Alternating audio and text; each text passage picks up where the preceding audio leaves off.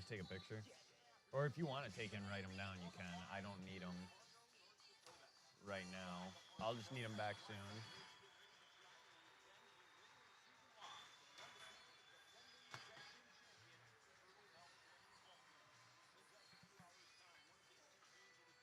Blake said he might be a little late, so you might have to start it here.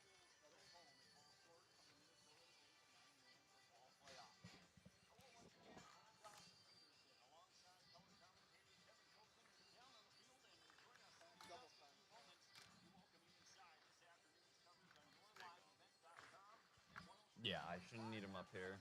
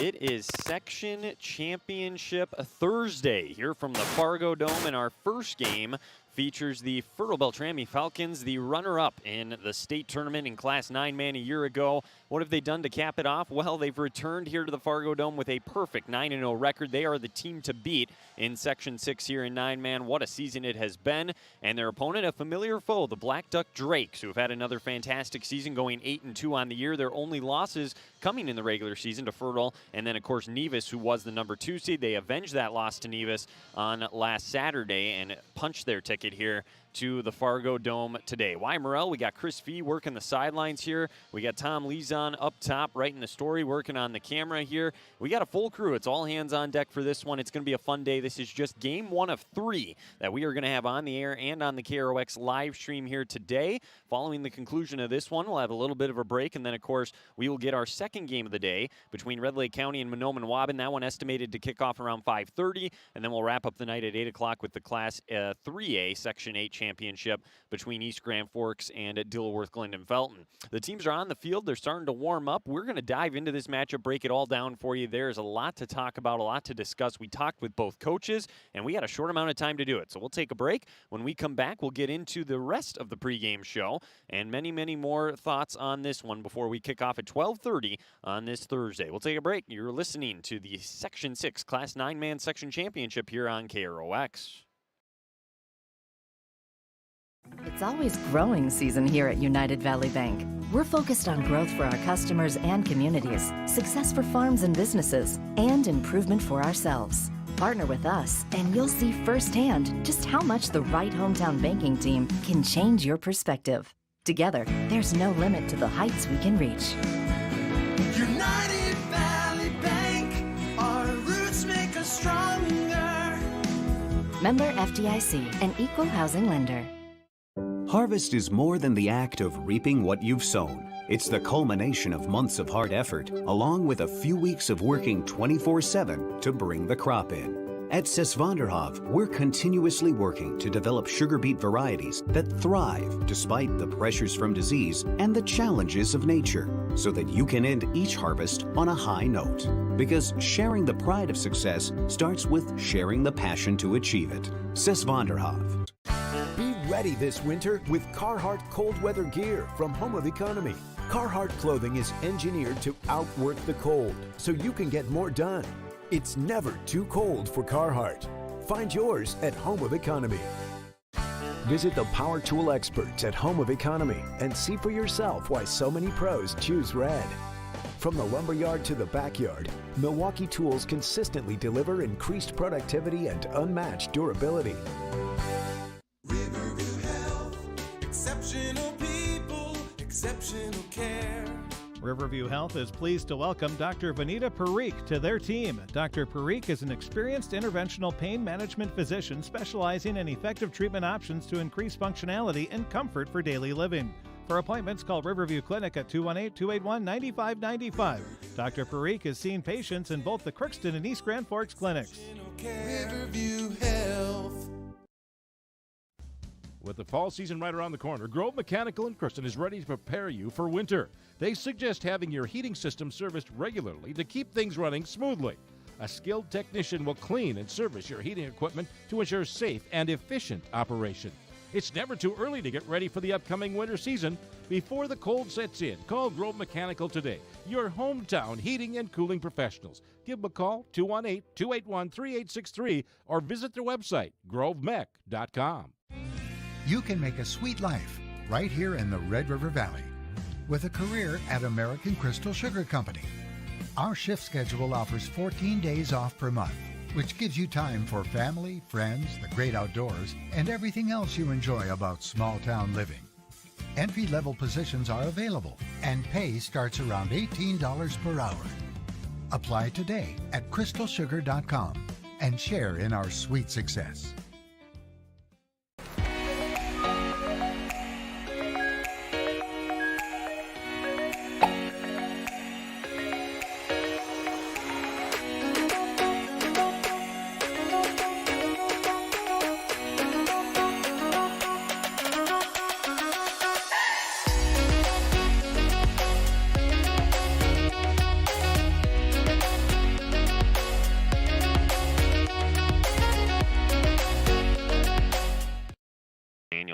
And coach, congrats on a great season up to this point. Making a section championship is obviously great for the school. I'm sure the kids are fired up. We haven't had a chance to call one of your games yet this year, so let's just start with that. How's the team been progressing along up to this point in the season, and what's kind of some of the strengths of this group? You know, we've kind of been looking forward to this senior class. We knew this senior class has a capability to do some nice things. They've great leadership. They've worked extremely hard. You know, they motivated some kids to get into the weight room in the summer. and get to some team camps and stuff in the off season. So we kind of were expecting a little bit of this. Obviously you get into the section championship, it's a really good thing. But we started out the year pretty good, but then as the year went on, we gained a little bit more physicality, and we've nailed some things down, tightened up some screws about execution, and things are just starting to click. We're really kind of gelling at the right time here. Yeah, you mentioned gelling at the right time. It's going to take a complete effort to take care of Fertile-Beltrami. They're a very solid team, went to the state championship last year. They haven't lost this year. What are some of the challenges that they present coming up in this matchup? Well, first and foremost, they got a lot of numbers. They got 30, 40 kids on the roster, so they got some depth in that. And then they got size, right? They got like 14, 15 kids over 200 pounds and a handful of them over 230. So they got some size, and then not only that, but they got some athletes. And that Isaiah Wright kid is absolutely electric. The quarterback's pretty electric. So they got size, they got ability, they execute, but then they're super well coached. Coach Nelson he's awesome over there. He's got a good program. The kids know exactly what they're doing. They account for everybody. So yeah, you're right. You got to play about perfect. You got to play hard and see where it goes. Now, I don't know the history of your program. I'm still somewhat new to the area, but I don't know if these kids have gotten a chance to play in the Fargodome before. It's kind of hard to simulate that kind of an environment and that kind of a moment. So how do you handle that and just, I kind of guess, prepare them for that kind of a moment? There's really nothing like playing out in the Fargodome, right? We've played on turf before. Park Christian, we played on turf. In the summer, different camps, we've played on turf. In scrimmages, we've played on turf. So the turf isn't so much of a new thing, but playing in the Fargodome definitely brings a little bit of a different feel to it. 4 years ago, we played in the section championship when we were still 11-man in ESCO, granted on turf, but it was outside, and it's a little bit different, still a high school field. But now you're going into the Fargodome, it's a little different, so you got to hydrate a little more, and the sound is, it's obviously, I'm a high school, so it's not going to be super loud, but its sound is a little bit different. The sidelines are obviously different. You got tape going down the side, but that kind of stuff our kids are used to. But we're just going to, not necessarily downplay it, but our kids got to understand that it is just another game. It's just aside from all the hype and whatever's going on all week, once kickoff starts, it's just football. And, Coach, you already mentioned you expected great things from this group. Here you are in a section championship. Sounds like it's been kind of fun to watch these seniors grow. So what's it going to take to get you to a state tournament? Give me 2 keys for a win. Well, we need to have a great first 6-8 minutes. That first bit of that first quarter is going to be huge for us. If we can start fast and stop on a few drives, they can move the ball, get in the end zone. That's going to be really, really big for us. But then, secondly, defensively, we got to be able to slow the run down. We're kind of loading up to stop the run or slow the run down, and try to make them beat us with the pass because we know they want to run. Everybody knows they want to run. So if we can have a great first few minutes and then slow their run down, I think we're going to be in good shape. Well, Coach, again, congrats on a great season thus far, and best of luck on Thursday. All right, thank you. Go Drakes. And that was the head coach of the Blackduck Drakes, Daniel Hangar, joining us here in the pregame show. We'll take another break. When we come back, you'll hear from Brian Nelson, the head coach of the Fertile-Beltrami Falcons. So we'll take a break. We'll be right back after this. You're listening to the Section 6 9-man championship from the Fargodome here on KROX. Shopping for groceries is easier than ever with Hugo's Family Marketplace. To simplify life, Hugo's offers convenient online shopping with delivery or curbside pickup at GoHugos.com. Even better, shop on the go with the Hugo's Family Marketplace smartphone app. Download e-coupons, recipes, grocery lists, weekly ads, and place your grocery order right from your phone. Save time and save big with Hugo's Family Marketplace, your hometown grocer since 1939. You're gonna find more low prices, more great stuff when you go to Hugo's. At Crookston High School, we really have a lot going on. There isn't that much going on. Oh yeah? We have softball, baseball, track and field, soccer, swimming, tennis, golf, volleyball, crap shooting, hockey, basketball, wrestling. So we have a lot of sports. And there is orchestra, band, choir, visual arts, speech, theater, Leo Club. And Crookston is one of the highest academic schools in the region. Really? Yeah, really, especially in math and science. I guess we do have a lot going on. Yeah, and that's why Crookston High School is my education destination. Welcome to Andy Ullman State Farm. We're located on 423 North Broadway, next to Holiday in Crookston, Minnesota. Third generation agent with State Farm. We've got a team here with over 75 years of experience. 6 of us fully licensed, here to serve you. We know insurance is about a promise, and we're here from the beginning to throughout the whole process to deliver on that promise. Nobody likes to wait on hold, and neither do we. Give our office a call where a cheerful voice is ready to help you right away. Call 218-281-3643. The Crookston Eye Clinic is your hometown eye clinic. Whether you have cataracts, glaucoma, macular degeneration, or perfect vision, it is important to have your eyes evaluated to keep them healthy. The Crookston Eye Clinic is open Monday through Friday from 8:30 a.m. to 5 p.m., but on Thursdays they open at 9:15 a.m. They also have a second location in Boston to offer you even more appointment options. If you've been wanting to try contact lenses or looking for a new pair of glasses, the doctors at Crookston Eye Clinic are available to see you. Doctors Forget Smith and Jananetta are all accepting new patients. Call 218-281-2020 for the Crookston and Boston Eye Clinic, the best care in sight.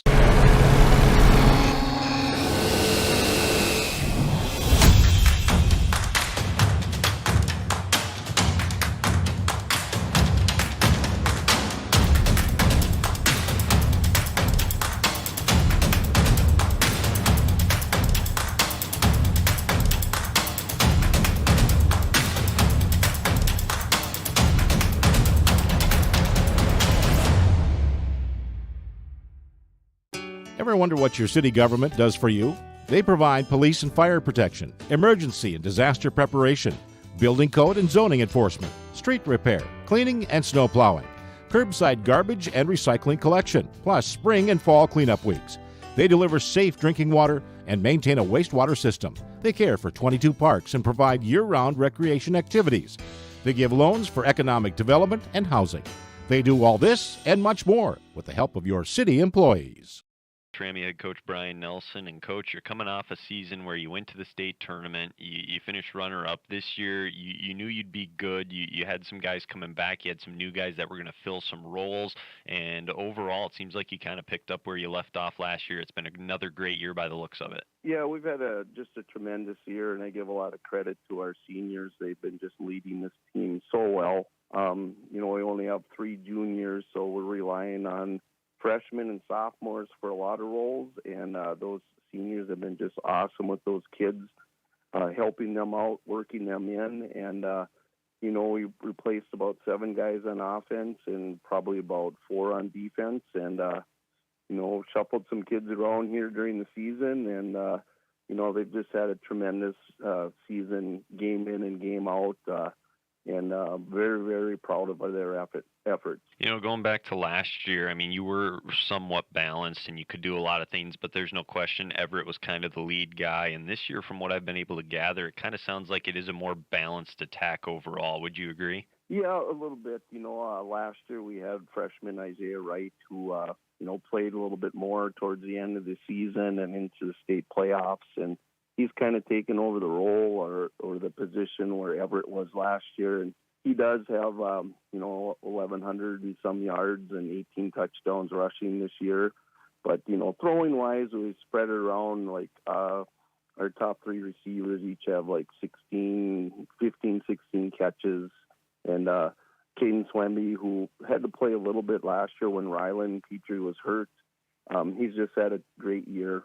Not that we throw a ton, but when he's thrown, he's completing passes at about 80%, and he has over 800 yards throwing, 10 touchdowns, 2 interceptions, and he's rushed for over 300 yards and has had 5 touchdowns too. So it's a pretty balanced attack. We have Braden Werpy as our other wingback who took over the position of Levi Qualley from last year, and he has close to 700 yards rushing and 7 touchdowns. One of our leading receivers with over 250 yards receiving and a couple touchdowns. So all of our backs, including Derek Sorensen, our fullback who played last year, he's having another great year. He has close to 400 yards rushing, and he was one of our veterans coming back, and he's only a junior, and he's having a great year too. You mentioned you got some younger guys playing significant roles. So when you come into a place like the Fargodome, it's a little shocking, I think, for guys at first. It's unlike any place you'll really play at unless, of course, you get back to US Bank Stadium. Again, that's a whole nother deal in itself. But with it being a different kind of atmosphere, a different kind of playing surface with it being turf, how much do you rely on maybe some of those seniors to kind of take that accountability and leadership role and lead the way? Yeah, we're hoping they, like they've done all season, lead these younger kids. And, they might be a little wide-eyed, a few of those, especially the freshmen that were traveling with us last year. And, this field's the same width and distance as it is in Fertile. And hopefully, we've conditioned a little bit. We did work out in the gym one day. And hopefully they can get used to that kind of dead air that kind of zaps you in the first quarter, and then you kind of adjust to it. So hopefully we've prepared them well. We have one more practice today and shore up some things, and hopefully we're ready to go tomorrow.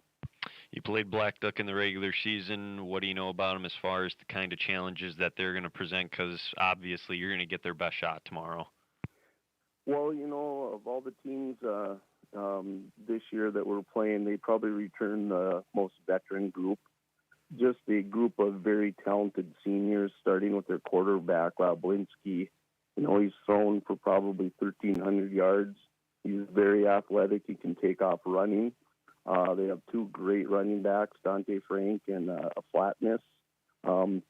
Big physical kids that are very quick. I think they were all on their 4x2 relay team that went to state last year. And they have some solid linemen. There's an ARP that is a very, very good defensive end, and he plays center for them. So, the first time we played them, we were fortunate on some of the things we got to break. And, sometimes you get to a second game, you might not have those fortunate things happen. So we're going to have to be ready for just about everything tomorrow. And then, Coach, lastly, I would ask, you had a great year last year. You've had a great year this year. There's no question, I'm sure you wanted to get back to this moment, a section championship, chance to make a state tournament, make another run at it. So give me two keys to get a Falcons victory tomorrow and make another trip to the state tournament. We're going to have to be able to control the ball offensively to keep a very explosive Blackduck offense off the field. And that's one of our big keys of the game. And unfortunately, down the stretch here, too, we've gotten a lot of penalties, which is uncharacteristic of us. So we got to shore those things up, get rid of those, because, those have stalled drives for us. And especially when we get inside the 20 and you get a couple penalties in a row and you're sitting there with 3rd and 30, I don't have a whole lot of plays to dial up for that. But, those are probably keys for the game. It's a very talented team we're playing, and we're going to have to be ready on both sides of the ball. Coach, we appreciate the time. Best of luck. All right. Thank you very much. And that was the head coach of the Fertile-Beltrami Falcons, Brian Nelson, as we're getting ready for kickoff between the Falcons and the Drakes on this Thursday afternoon. We'll take another break. When we come back, we will have opening kickoff between Fertile-Beltrami and Blackduck here in the Section 6 9-man championship on KROX.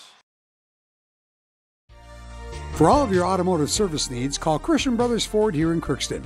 We have a service team to handle all of your vehicle's needs. Does your vehicle pull to the right or left? Call and schedule an alignment today. Proper alignment saves gas and wear on your tires. We're here to take care of your vehicle repairs and maintenance. Call Christopher or Jersey in the service department at 281-1338. Make an appointment today with the service department at Christian Brothers Ford of Crookston, where we make it easy.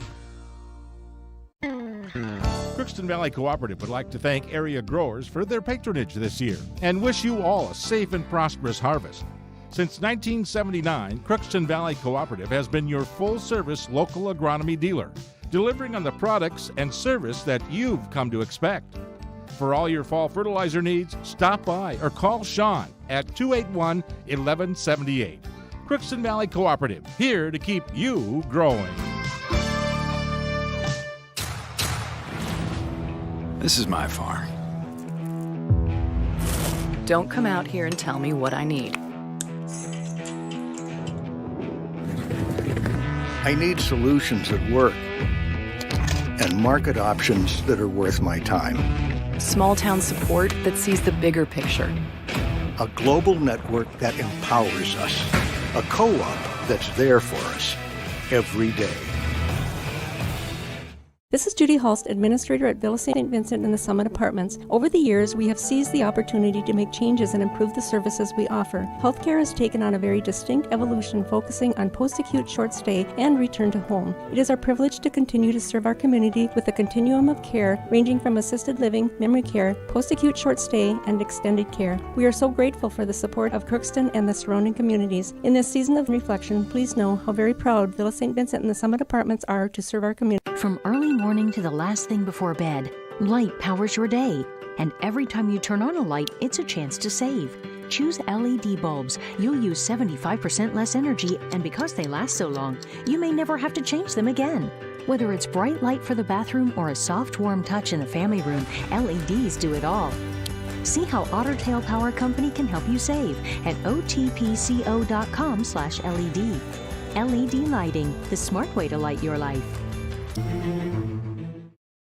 Here to the Fargodome on this Tuesday night, or rather Thursday morning. There we go. I got to get my audio back working there. Looks like we're good on the radio now. Chris V down on the sidelines as we get ready to kick this one off. And Chris, nothing quite like the Fargodome, huh? Oh, no, it's at the beginning of each season, all the teams, the 4 teams, or the 8 teams that are playing today, and the 4 sections, and the 4 sections that play tomorrow, the goal is to get to the Fargodome because that means you're in the section championship, 1 win away from going to the state tournament. And just talked to Coach Nelson. He said, how you doing? He said, nervous. I said, no, not you. And he said, well, we got some 2-way players pretty sick. He goes, so we're going to have to see how things go today. But so they're going to need to use their depth today, that's for sure. They won the toss. They deferred. Here's the opening kickoff. Blackduck will get this one started. They come across the 25, going to the right side, across the 30, and Fertile-Beltrami brings down the return man at about the 32. So that is where they will get things started here. So for Blackduck, they are led as we take a look at our Napa Crooks and Welling Machine starting lineups. We kicked off about 5 minutes before we were supposed to here today. So a little bit of an early start for once, but for them, they're led by their quarterback, a senior, Evan Belinsky, a couple of nice running backs. We're going to want to check the feed to the studio. Okay. So it's coming clean on our live stream. If you're watching, there's the first play here, up the middle, across 35, across the 40, big hole, plowing his way ahead across the 45 to about the 47. That's a strong run there on the opening run of the game, and with that one was the senior, Ridge Flatness, as we're going to see if we can get our connection back here.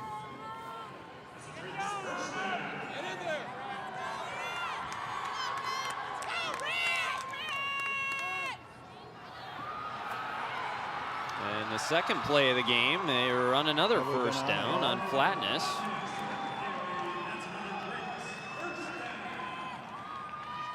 After the last commercial? Okay.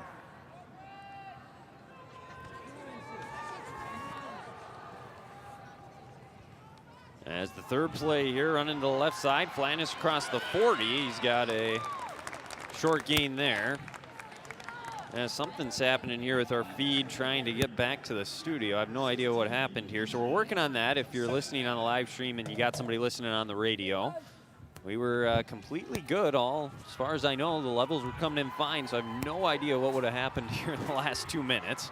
As they will run this one up the gut here to Flatness. Again, he pounces to the outside. No gain on the play. He was hit hard by Isaiah Wright along the Blackduck sideline. So it's going to set up a third down now. And about a long 7, we'll say. All the carries going to him here early on in this one.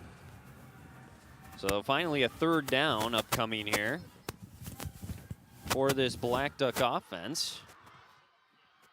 As they come to the line under center, 11-10 to go in the opening quarter. They go hurry up, as we've been able to see so far. Here is the snap, looking to pass. He drops back. He's got all day on a 2-man rush. Now he rolls to the right. He's going to take off and run, and he's brought down at the 35. A nice tackle there on the play by the junior Derek Sorensen. So that'll set up a fourth down and a decision now for Blackduck early, and they're coming to the line. They're going for it. So here we go. They come to the line, try to get Fertile-Beltrami to jump off sides. Nothing there. They're at the 35. They got to get to the 30 to convert and keep this drive alive. And here is the handoff up the middle, trying to plow his way. I don't think he got there. He's going to be just short at the 31. And unable to get there was Frank, and that'll turn the ball over on down. So an aggressive style of play there, but they turn it over. So backfires on them, and that'll bring out this Fertile-Beltrami offense. They can put up a lot of points, 42 points. In their win against Blackduck earlier this year. Again, we are aware we're not on the radio right now. We're working on that here.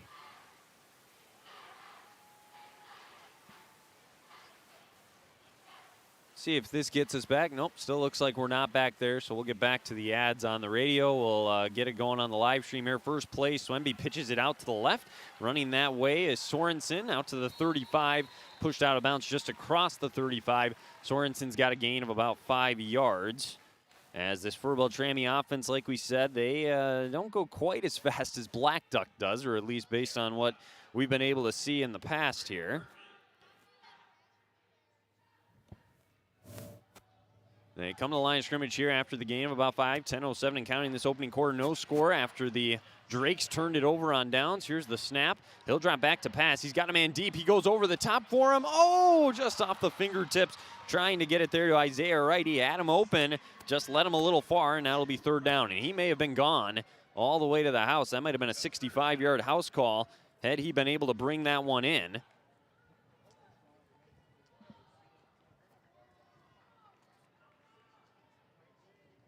As he'll come to the huddle here with the play, will Swenby. As he'll come up now. He's got two guys off to his right. One's the tight end. He's just going to hand this one to right up the gut. Had a huge hole, and he's going to work his way for a first down. He needed 5. He's out across the 40 to about the 44. It's a gain of 8 for Isaiah Wright on his first carry.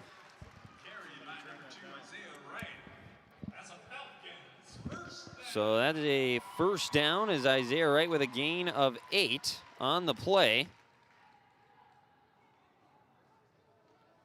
As he's at the 44 now as they come to the line here on their opening drive. Their first down of the football game as well. We should have you back on the radio now as they'll run it off to the left, out across midfield and staying up, dragging defenders.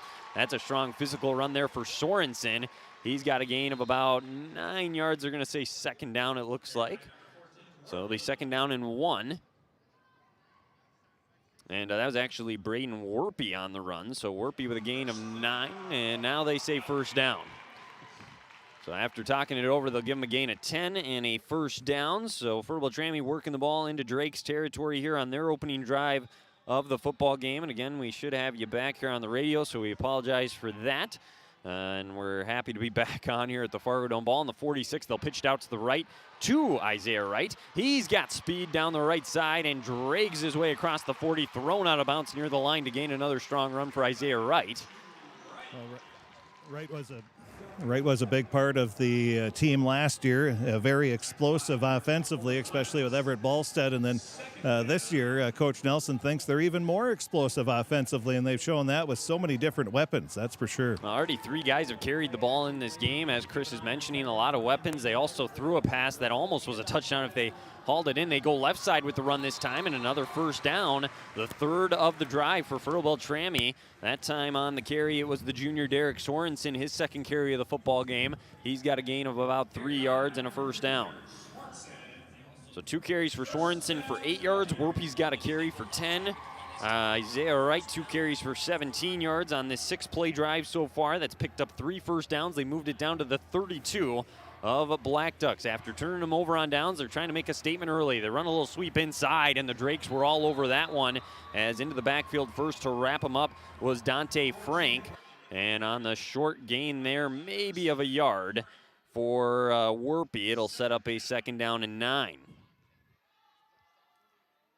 Well, for Fertile-Beltrami with sickness going through the team right now, if you can get an early lead and be able to rest some of those guys, it's going to be huge. So scoring early and scoring often in this first half is going to be a key for Fertile-Beltrami. And we don't know for sure which ones. As Swenby goes back to pass, he's looking to the right side, wanted the hook around. Now he uses his legs to roll out. He's going to take off and run to the 30, get out of bounds inside the 30 for a gain of about 3. Almost threw back across his body, but thought better.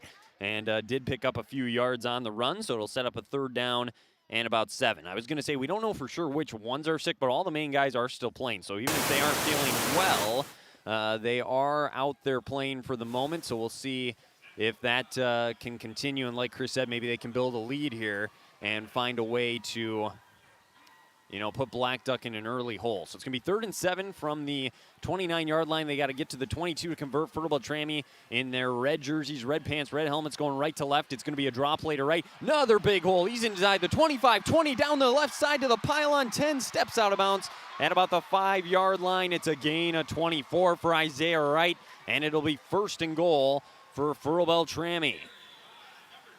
So Isaiah Wright showing his explosiveness. 3 carries, 41 yards. They move the sticks on 3rd down, and this is what the best teams in the state do. Fertile-Beltrami certainly one of the better teams in Class 9, man. There's no question about that. And now in a goal-to-goal situation, we'll see if they can punch it in and take the early lead. Swenby comes up under center. Ball is on the 5-yard line. Takes the snap. They'll run to the right side and getting tripped up. A loss on the play. Again, the Drakes do a good job again into the backfield. Sorensen brought down. He'll actually lose 1.5 yards on the play, and it'll set up 2nd and goal. Now the Drakes going to have to be led by those seniors. There's a lot of them that play both ways. They are a special group. Coach Hangard mentioned they were excited for this group, and they have delivered on an 8-2 season and a section championship appearance. They run to the line now on 2nd and goal from about the 6.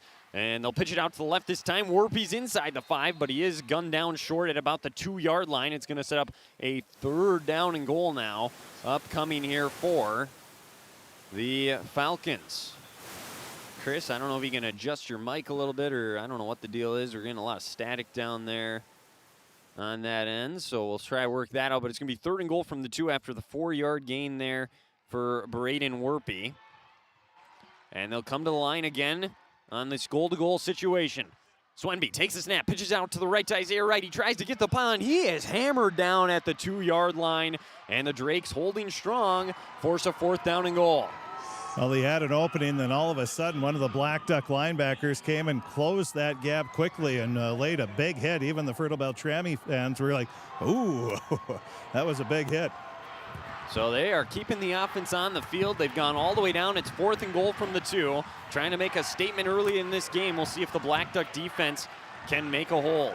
And, well, just inside the 2-yard line, there's no way Fertile-Beltrami's not going to go for it here. Should be some power football here. In this case, they got 10 seconds to get the snap off. Ball on the right hash as they come to the line. Swenby under center. There's the snap. Up the middle with Wright. He follows his lineman into the end zone on the right side. He was untouched. It's a touchdown for Isaiah Wright, a 2-yard score, and Fertile-Beltrami takes the early lead. Oh, a nice big hole on the right side of the offensive line, and they're able to push the defense of Blackduck back and getting into the end zone untouched. Was Wright, and a nice run, nice blocking, and a big first drive for Fertile-Beltrami, going for 2 now. And here is the 2-point conversion up the middle to Wright, and that time he's not going to get it. So Blackduck has shown they've been able to establish the line of scrimmage when they need to and make some plays, and they stand strong there. 6-0 Fertile-Beltrami, 6:09 to go in the first quarter. We'll take a 30-second break, and we'll be back with Blackduck's second possession of the game here from the Fargodome. It's the Section 6 9-man championship on KROX.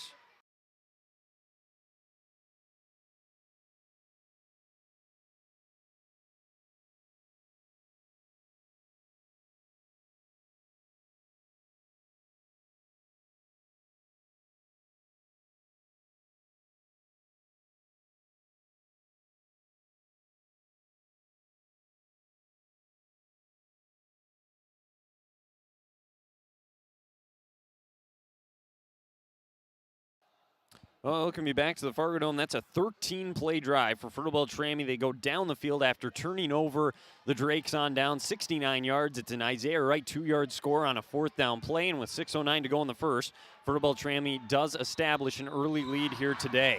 You know, we're talking about the sickness. I was at Hugo's in Crookston, and there's no cough drops left, so I think it's going around everywhere. So, and I like the cough drops this time of year. Yeah, many do, as here's a kickoff out of bounds. So mistake there by Fertile-Beltrami will give good field position to Blackduck to start this drive. Chris, we had the issue there with the audio. I never got to really establish any keys to this game, but we talked about a fast start for Fertile. I feel like Blackduck also needs to do something here offensively.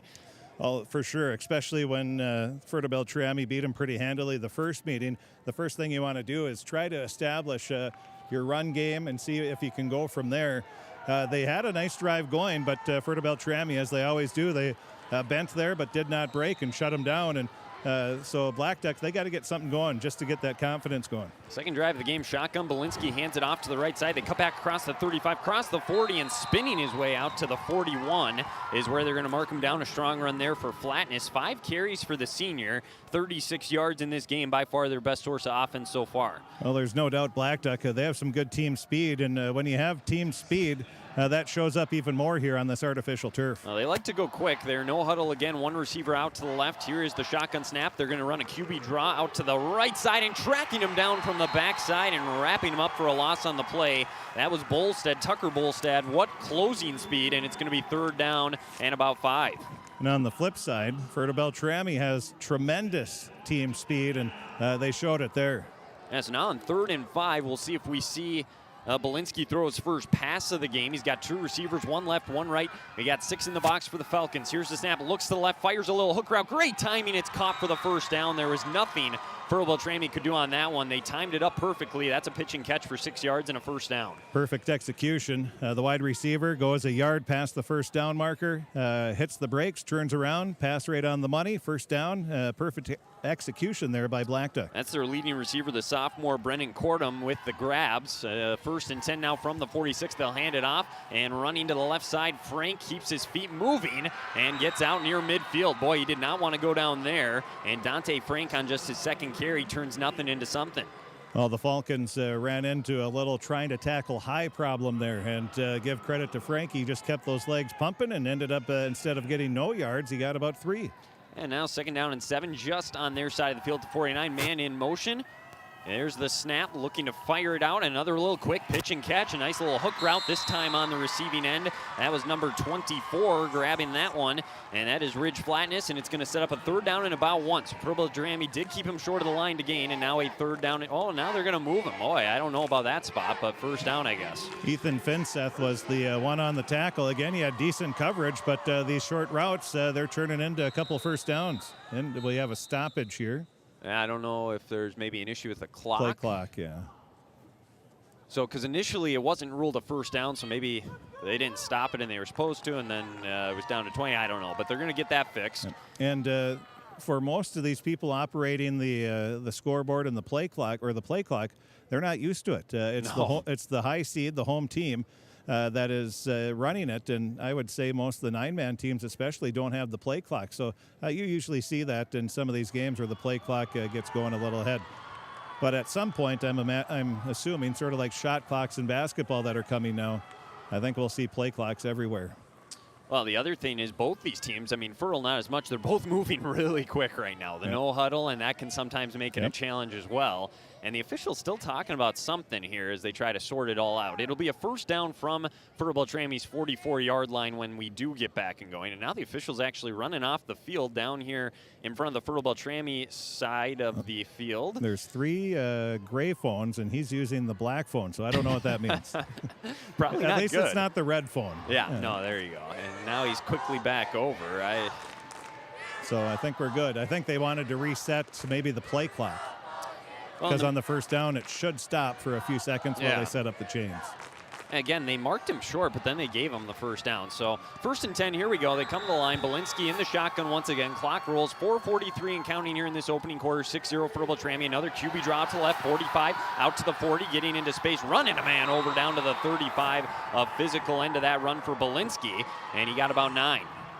Well, Jonah Harstead tried to come over and make the tackle, and he tried to tackle high, and that is, the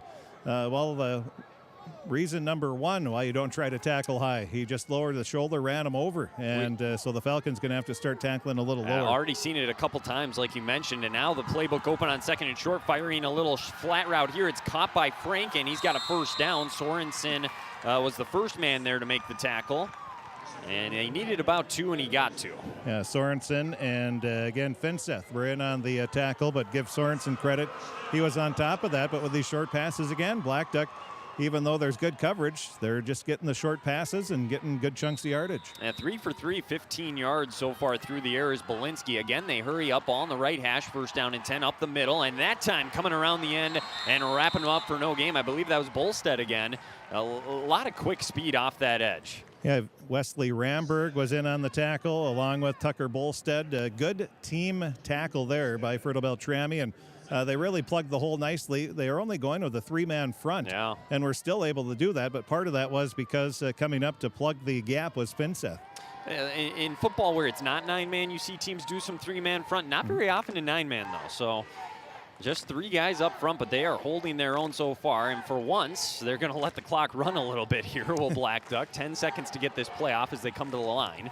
The warm, dry weather inside the Fargodome affecting Blackduck, I think, right now. And they'll pitch it out to left. It was behind him, but nice one-handed catch and running inside the 30 before being brought down at the 29. On that run was Frank, his 3rd carry of the game. It's going to set up a 3rd down and about 6. Well, not a bad play call. They get to the outside. The long side of the field is where they pitched it to, and so 3rd down and 6, and I wouldn't be surprised to see another little short pass play here. They got one receiver to the right, a fullback, and the running back's Frank. They'll give it to him straight up the gut, and the hole closed on him, but he stayed on his feet, got down to the 25, and sets up a 4th down and 2. And, you know, Chris, that's a play call that says we're going for it on 4th down. Yeah, they're no doubt at the 25-yard line. They only need 2 yards. I wouldn't be surprised if we see the same exact play. Well, they turned it over last time right around this side of the field. 4th down and 2. They come to the line. There's the snap. Here we go to the left side. Frank tries to fight for it. Boy, I don't know. Nope. It sure looks like he's short by about a yard. Well, those 3 big linemen up front yet again for Fertile-Beltrami doing the job. It's going to be another turnover on down. Wesley Ramberg was the first in there, and again, Bolstead. Those 2 have been tough up front. And another, this time a turnover on downs, and a great defensive stand for Fertile-Beltrami. And again, they went quick, too. And they've done that both drives now where they work the ball down the field. They go no huddle, but now with 2:38 to go in the first, it's still 6-0 Fertile-Beltrami, and they take back over on downs. So Caden Swenby comes to the line, their leading quarterback, the man in charge of this offense. He's got a couple of good tailbacks that have had great years. Here's one of them running to the right. Big hole for Sorensen. Spins around for a 1st down across the 35 to the 39. Derek Sorensen with his best run of the day, and that offensive line continuing to put in work for Fertile-Beltrami. Well, just a nice hole, and then it was all Sorensen after he got through the line of scrimmage. He broke 1 tackle, spun off another, and very solid run. But again, the offensive line doing a fantastic job of creating some space. And now Blackduck, you're right. I think this dry air is affecting them. They need a timeout. They look a little gassed right now, so they'll use their first timeout of the opening half. 2:18 to go in this opening quarter. We'll take a quick break. It'll be 1st and 10 Fertile-Beltrami when we come back. 6-0 Falcons in the Section 6 9-man championship here on KROX.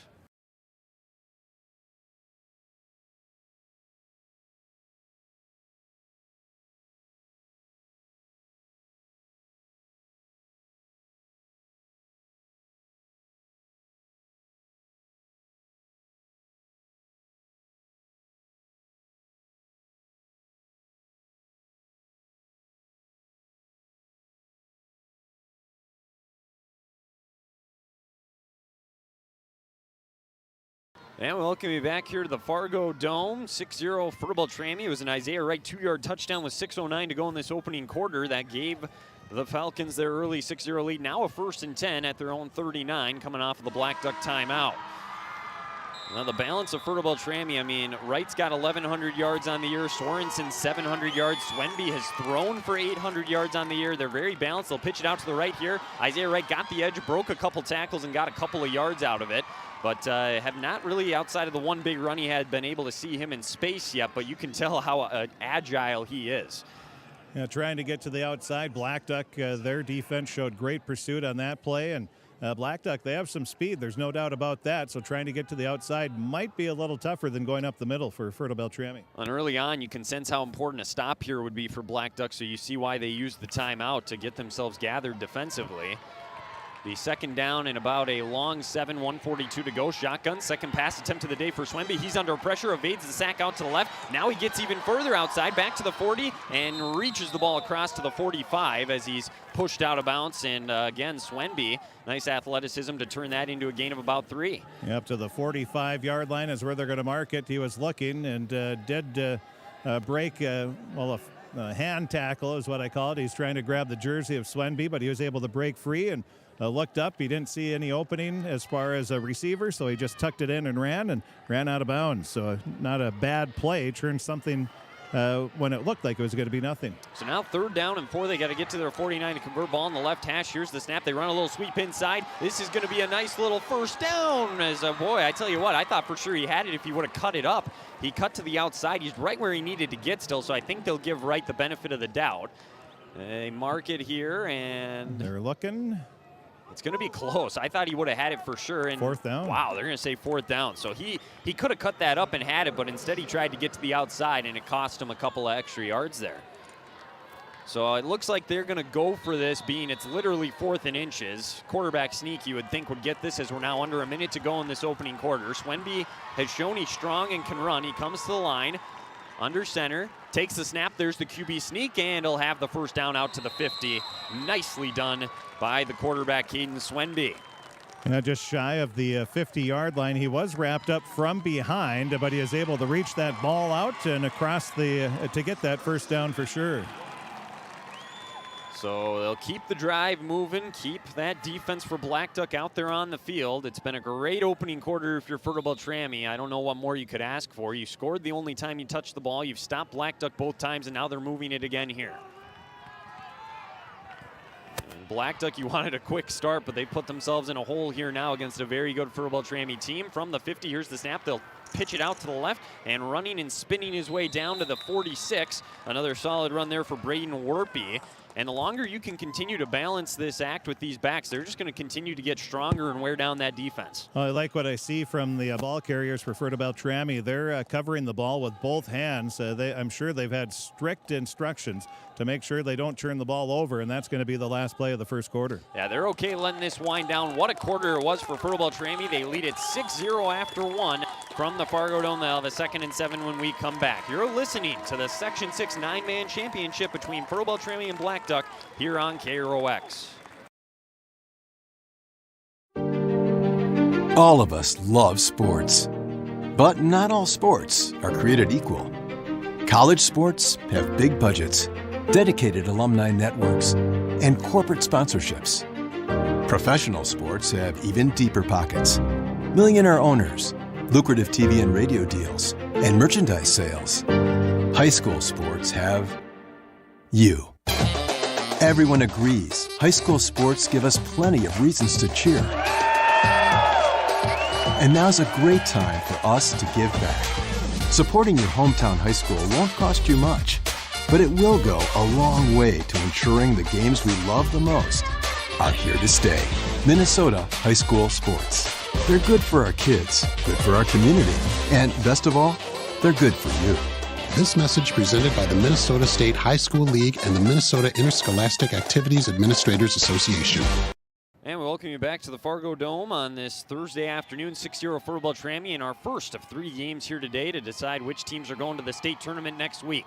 Fertile-Beltrami inside the 50-yard line here, a handoff on 2nd down, and the ball does pop out now, right as Chris was saying. They're being taught to hang on to the ball. Isaiah Wright coughs that one up, gets back on it. It's going to be no gain on the play. Never really got into his belly. It was sort of a handoff, and the hands were stretched out instead of going into the gut, and that's why the ball popped loose. It's intriguing because it's a normal handoff like they've been running all day, but for some reason on that one, the exchange not as clean. Yeah, either Warpy maybe took a little deeper route than he was supposed to, or the quarterback just didn't step back as far. Who knows? So Swenby now is only 0 for 1 in the game, may be trusted to throw here. He will as he drops back. It's a 5-man rush, fires deep down left side. He's got a man open. It's caught in stride. 20-15 down to the 10. He found his man, Braden Warpy, and it'll be a first down in the red zone for Fertile-Beltrami. What a dime from Caden Swenby. Well, Swenby had a lot of time to throw. Great job by the offensive line, and then as you said, he couldn't have thrown it any better. Right over the shoulder,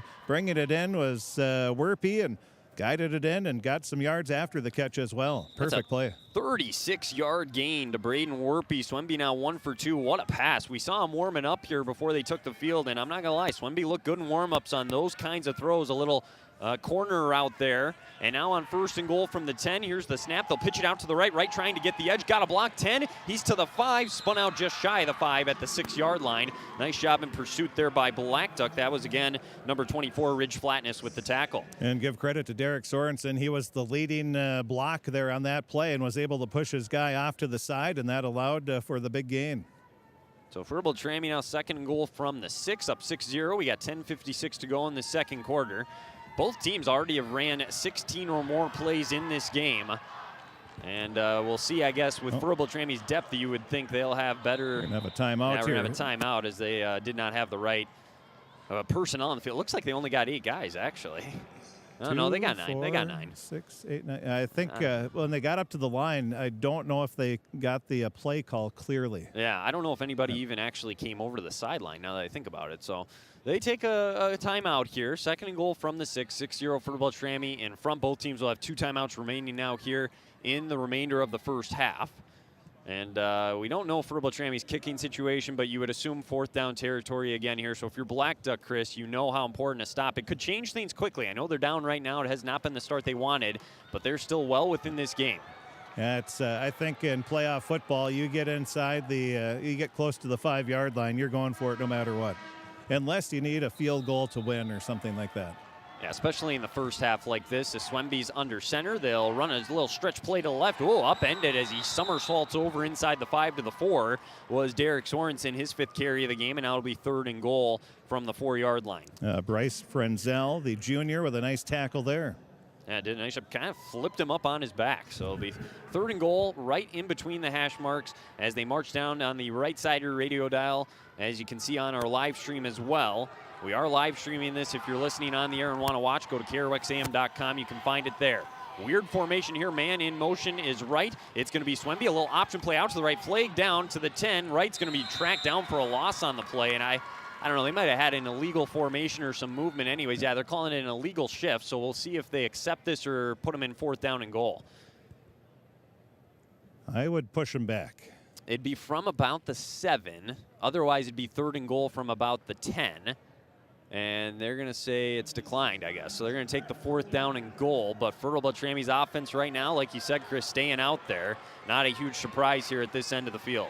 And I wouldn't be surprised here if we see a passing play. Or I thought they were trying to set up maybe a halfback, maybe pass, because it didn't look like they were really attacking. So we'll see what they do here. Yeah, we'll see. I mean, Swemby, as we saw, can really put it out there. Warpy's the receiver to the right. 4th and goal from the 7. Takes the snap. He's looking to the left. Now he rolls out to the right. He's going to try and run for it. Now he stops. He's going to have to throw it somewhere. He rolls back all the way to the left, fires, and whoa, there's an incompletion, but they hit him early. Yep. That's going to be pass interference, and it's going to give him a 1st and goal from the 2-yard line. And I tell you what, that did not need to happen. He was blanketed, and even if he catches it, he was short of the end zone, but you get caught up in the heat of the moment, and Blackduck with a crucial mistake there. And Ridge Flatness was the guilty party there. One of his teammates came over, taps him on the helmet, and just says, hey, you know, it is what it is. Now let's just stop him here now. Yeah, you had it covered. I mean, give Swemby credit again, Chris. He's done that twice now where he's extended plays and looked like he was going to be sacked again there. Went all the way to the right side, came all the way back to the left, and gave Fertile-Beltrami new life after that flag. And give credit to Blackduck. They had great coverage once again. Oh, wait a minute here. Are they keeping this 4th down? I thought it should be an automatic 1st down, shouldn't it? Well, don't look at the down marker over there. Well, I know. Yeah, that's what I'm assuming. Because, I mean, pass interference, you normally always get a 1st down. So we're going to assume this is 1st and goal from the 2. Shotgun for Swemby. Takes the snap. He's going to throw again. He's looking in the middle. Everyone's covered again. He takes off 5. He's going to go to the end zone. He leaps in. A touchdown for Caden Swemby, doing it himself on the ground. And Fertile-Beltrami strikes again. Well, he was looking again. Great coverage by Blackduck, and Swemby said, well, I see an opening, and he dives into the end zone, just gets across the goal line for a 12-0 lead for Fertile-Beltrami. 9:43 left in the first half. So far, Fertile-Beltrami 2 for 2. Yeah, both their touchdowns, 2-yard runs, one from right now, one by Swemby. With it being 12-0, they'll go for 2 again after getting stopped the first time. They'll come to the line here, ball right in between the hash marks. Now they got to get some things sorted out again here. They still got 8 seconds to get the snap off. 2 receivers out to the right. Warpy is to the left. Swemby takes the snap. They'll let him throw again. It's a 4-man rush. He rolls to the right. Everyone covered again. Now just throws it up, and that's going to be incomplete. Give a lot of credit to this Blackduck secondary. Outside of the one breakdown on the long pass, they have held their own here today. Well, we'll take another break. 12-0 Fertile-Beltrami in front. You're listening to the Section 6 9-man championship here on KROX.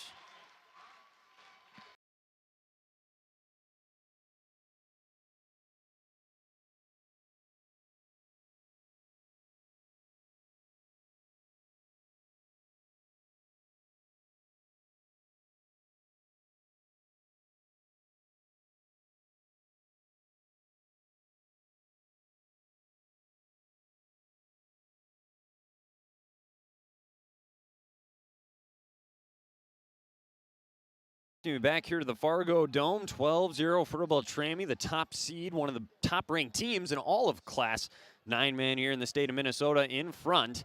And kicking off to Blackduck left to right, as heading on back to tee the ball up here and do the kicking for Fertile-Beltrami is Easton Petrie.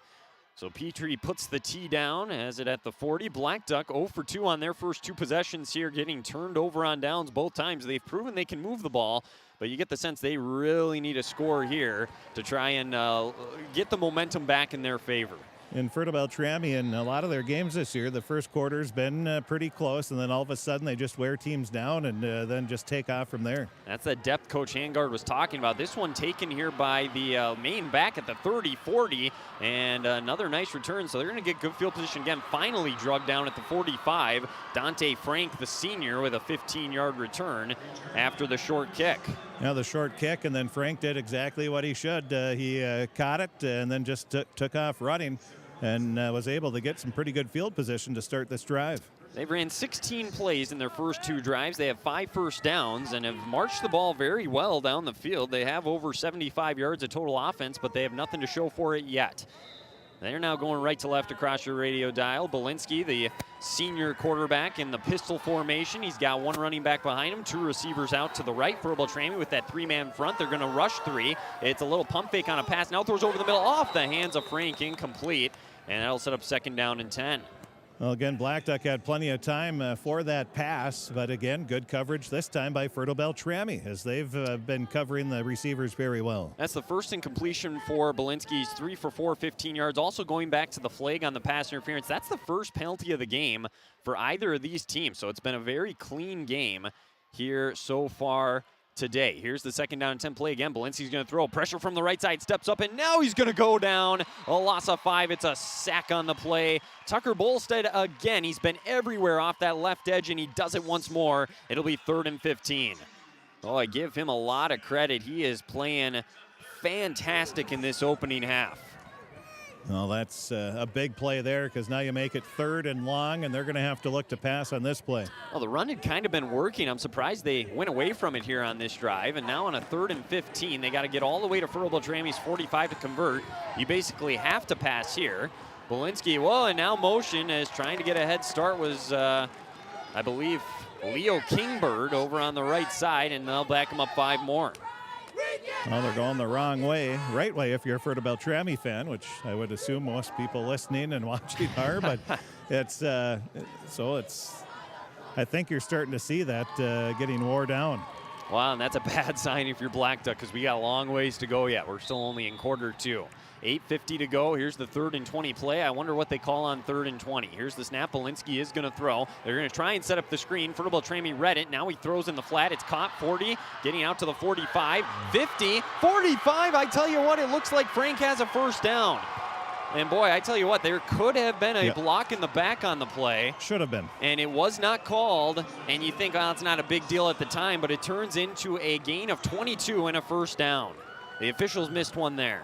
Yeah, Isaiah Wright, he was shoved in the back. And boy, in the playoffs here, we've seen a lot of missed blocking from behind calls. And they're blatant and right in front of everybody, so I'm not sure how they're missing it. But tough break there for Fertile-Beltrami. And I got to take that back. It was rather as we get a flag here, that was ridge flatness on the reception for 22. And what are we going to have here now? Too many men? Well, he's counting them off. I'm counting 9. Too many men on the field. But was it in the huddle? I'm still only counting 9. Must have been somebody coming off the field after they got an illegal substitution or something, perhaps. It's going to back them up. So as soon as I say it's been a clean game, there's only been one flag, now a couple on this drive. Or maybe a makeup call. Fertile-Beltrami fans are saying it doesn't make up for it quite yet. No, you got a few more to go. It's a start, but a few more to go, Strapes. It'll be 1st and 15 here at the 47 now, as they'll go under center. We'll see if they go back to the run game here. They've got Ridge Flatness back in the backfield. They will toss it to him. Oh, it's going to be a halfback pass. He's got his man wide open. A little bit of trickery. It's caught. 25 spins away. He's going to go all the way to the end zone. A touchdown for Blackduck on a little trickery, and they're back within one score. Well, it's easy for us to I think we realized as soon as the handoff happened that was going to be a halfback pass, because he was not looking to run at all. He was just sort of setting up that pass and just bombed it down the field. Almost had the tackle right after he caught it, but he was able to break it, and he goes in for the touchdown, and a huge play for Blackduck. They could, right now down by 6 with 8:17 left in the first half. Yeah, that's big. That was Cordum who threw it, and on the receiving end, it was Bryce Frenzel. Now they'll go for 2, trailing 12-6, 8:17 to go until half. They'll run it to the right side. That's going nowhere as Fertile-Beltrami stood up. Oh, he's fighting, but now will go down. Give him credit for sticking with it, but Fertile-Beltrami did enough to keep him short of the line to gain, and they'll lead it 12-6. A lot of fireworks early on in this one. Love to see it. We'll take another 30-second break. Fertile-Beltrami getting the football back up 12-6 in the Section 6 9-man championship on KROX.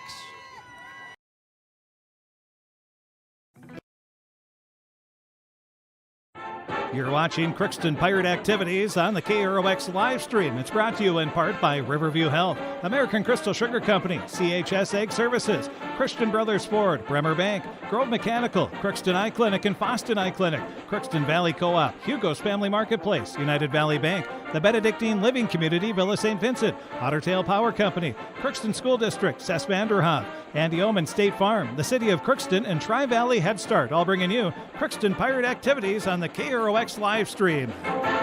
8 first downs for Fertile-Beltrami, 7 for Blackduck, but the Falcons have been able to capitalize on both of their scores while the Drakes have turned it over on downs twice. So that's the difference right now. Fertile-Beltrami about to possess the football for the 3rd time in the game. Blackduck has the ball teed up at the 40, getting ready to kick this one away. Fertile-Beltrami, a couple guys back to receive the kick. I can't see the numbers from up here because they're turned away from me. Looks like Werpy might be one of them to the far side of the field. Harstead. As here is the kick. They'll kick it to the left side, and it's going to be caught anyways by the guy up front at the 30, 35, and that is Sorensen out to the 39. So never got back to the far 2 return man, but Sorensen does a nice job of giving Fertile-Beltrami the ball on their own 39 to start this drive. Well, if you're Fertile-Beltrami, just try to respond with another touchdown and build that 2-score lead again. Yeah, absolutely. After Blackduck goes into the bag of tricks to get back within 1 score. Fertile-Beltrami, a lot of success both on the ground and through the air, so we'll see if the Drakes have any kind of an answer here. And Fertile-Beltrami, they'll get a play or two where they don't get much yardage, then all of a sudden they get the big play, and that's sort of how the first 2 drives have gone. So the first play on this drive, a pitch out to the left. They love running this action. Werpy gets away from 1 tackle, but Flatness is there to finish it off, and that'll be a gain of nothing on the play. Excuse me, Dante Frank with the tackle. I get those 2 mixed up for some reason, but 2nd and 10 upcoming. Well, the winner of this game will play Thursday night at 7 p.m. in Grand Rapids. Fertile-Beltrami looking to make a return trip to Grand Rapids, but they'd play either Ogilvie or is it Southridge? That sounds right. When is that game being played, by the way? I think it's tonight. Tonight. So we won't know for sure until later on tonight as we have the 2nd and 10 play. They'll run a sweep to Isaiah Wright, gets away from 1 tackle, gets to the right side, upended there at the 41 as Blackduck now a couple of nice plays, sets up a 3rd down and 9, a golden opportunity to get off the field. Well, it looked like Wright was going to be able to get he had a big hole, and then all of a sudden Blackduck once again, they try to tackle low. Upend Wright, and only a gain of about 1 on the play. Wright's a home run hitter. You can kind of tell he likes to get to the edge and try and get a bunch instead of cutting one's back at times. And now 3rd and 9. Swenby's been very good when he's had to create plays, whether it's been on his feet or through the air. We'll see if he can do it again. 2 receivers on the play. Swenby takes the snap, a 3-man rush. He'll roll out to the left. He's looking that way. He launches it deep down the left side. He's got a man there, and it is incomplete. tried to feather that one into Isaiah Wright, and at the last second, Blackduck recovered and knocked it away. Well, Wright had 2 defenders on him, and the ball, I think if it was just tipped away at the last second. Yeah. And I'm trying to see what number that was. It looks like 11? Yeah, I thought it was number 11, and on the program I have here, that's Belinsky, the quarterback. So showing he can play both sides of the ball, makes a big play and gets this offense the football back, pending the punt, of course, here with 6:52 to go until half. And if it was a perfect world and that was thrown perfectly, maybe a yard ahead, that's probably a touchdown. Well, with Wright's speed, you saw him blow by the defender, but the ball, like you said, was thrown just a little late. And now Swenby back to punt. He also does the punting duties from his 42, takes a nice snap, gets this one away, punts it to the right side, off the side of his foot. And boy, this is going to be interesting to see where they mark this one. Not a great punt. They're marking it all the way up 45, 46, 47. That's just a net punt of 12 yards. Yeah, it went. He was trying to get it off to the sideline. It went off the side of his foot and shot straight out. And so unfortunate.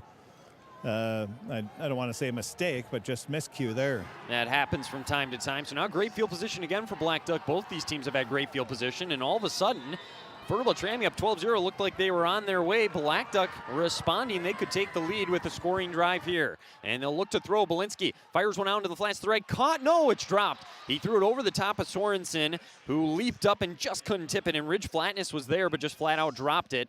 And that'll bring up 2nd down and 10. So the Falcons catch a break there. That'll set up a 2nd down. See if they can get a quick 3 and out to respond. Well, and that's the key. A lot of these guys are playing both ways, but if you can get the defense off the field, get the ball back in your hands, the best defense is good offense. You keep those drives going and see if you can keep Blackduck away from being able to score. They'll run this one to the right side across the 50. Belinsky, 45, has a 1st down, spun down at the 40. Evan Belinsky, the senior, leading his team to the Fertile-Beltrami 40-yard line, a gain of 13. Well, Blackduck seems to like the turf just as much as Fertile-Beltrami. They're showing some good speed, and they're breaking it out to the outside. When they try to go up the middle, the Falcons have been able to stop them cold in their tracks, but when they get to the outside, that's where they've been getting a lot of their big gains. Now at the 40, they'll run a zone reader left side, cutting it back inside for a short gain, but they'll take that on 1st down. It'll set up 2nd and 7. Fertile-Beltrami did a good job of bringing Dante Frank down. And it'll bring up a 2nd and 7. Now 8 first downs in the game, Chris, and maybe they're starting to wear Fertile-Beltrami down a little bit as well. I'm seeing a couple of their players hands on their knees. They look a little gassed as well. Yeah, right now one of those players that's is it Brody Rain, and he's hunched over, and I think we're seeing some of those kids that have the sickness maybe getting worn down a little earlier. That's a major concern for Coach Nelson as this game moves along. 2nd and 7, shotgun. Belinsky, a straight run to the right. He's got a lead blocker, 35. Nice job of tripping him up there to make it a short gain. Tucker Bolstead again on that left side. It seems like he's in on every tackle over there. It'll be 3rd down and 4. Sort of like last year, we could just say number 4, Everett Bolstead, was in on the tackle, and now Tucker doing sort of the same. But good pursuit by Fertile-Beltrami, keeping it to a minimal gain, and see if they can come up, I would assume. Well, I'm not assuming. I'm pretty much betting this is 4-down territory. Well, Belinsky, it's been interesting. They have used him a lot in the run game on design runs where he just takes the snap and it's a quarterback draw. On 3rd and 4, we'll see if they do it again. Takes a snap, drop play to the left, getting to the edge, and wrapped up at the 31, now spun down at the 30, staying on his feet and getting the 1st down. Boy, I tell you what, that was a physical run, and a 1st down for Dante Frank on his 7th carry of the game. Give him 6 yards. He now has 7 carries, 25 yards, and Blackduck keeps the drive moving right along. So it'll bring up a 1st down and 10 from the Fertile-Beltrami 28, 4:54 to go in this opening half. Shotgun for Belinsky as they try to even the score up here. They'll run it to the right, big hole, 25, 20, 15, 10, touchdown. Blackduck running all the way is Ridge Flatness. And just like that, we're tied at 12-12. Ridge Flatness looking a little like Bo Jackson there with a monster stiff arm, and he was not going to be denied on that one. Well, I tell you what, he had a couple of stiff arms there, and Fertile-Beltrami, they just looked like they were tired. They couldn't keep up with him. He just pulled away from everyone. A 28-yard score. We're tied at 12 apiece, 4:44 to go. And I think we get the sense of how both these teams think this game's going to go. There's going to be a lot of points scored. They're going to go for 2 here. They're not worried about taking a 1-point lead in this situation. Yeah, very rarely, especially in 9-man, do you see somebody go for 1. But when you can take the lead here with 2, this is a big play. And here we go. They're just going to run to the right. Belinsky, he's going to get the edge and leaps in. And Blackduck and their fans are going crazy on the other side of the field. 14 unanswered, and they lead it 14-12. Wow, what a drive by Blackduck. They just moved it right down the field. They get that big touchdown just right up the middle with a stiff arm or 2, and then they get the 2-point conversion to take the lead 14-12. So as I said, that is a huge play so far, probably, well, the biggest play of the game so far. No question, and we'll have to keep an eye on Fertile-Beltrami. You mentioned, Chris, a lot of these guys play both ways, and they were hunched over there.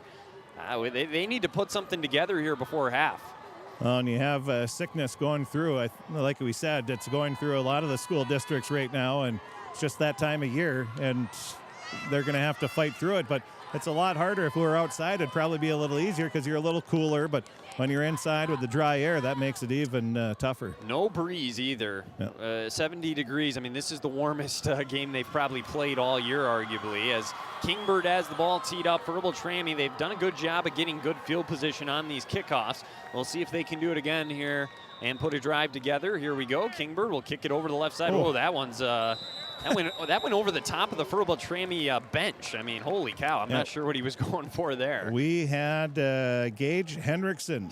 He was ducking out of the way on the sideline, and for Fertile-Beltrami, that's a great thing. For Blackduck, you have to wonder. I have never seen a kick in the air. On the ground, I've seen it go out of bounds at the opposing team's bench, but to be in the air about 10 feet, I don't know. Obviously, that was a miss kick. Well, now they get the ball just up near midfield at their own 49. It's a gift here for Fertile-Beltrami. We'll see if they can capitalize on it. What was that? Not even a 15-yard kick? No, with the 15-yard flag that they add on to where I guess you call it a 15-yard flag, but yeah, no, the kick itself, that's not a good one there.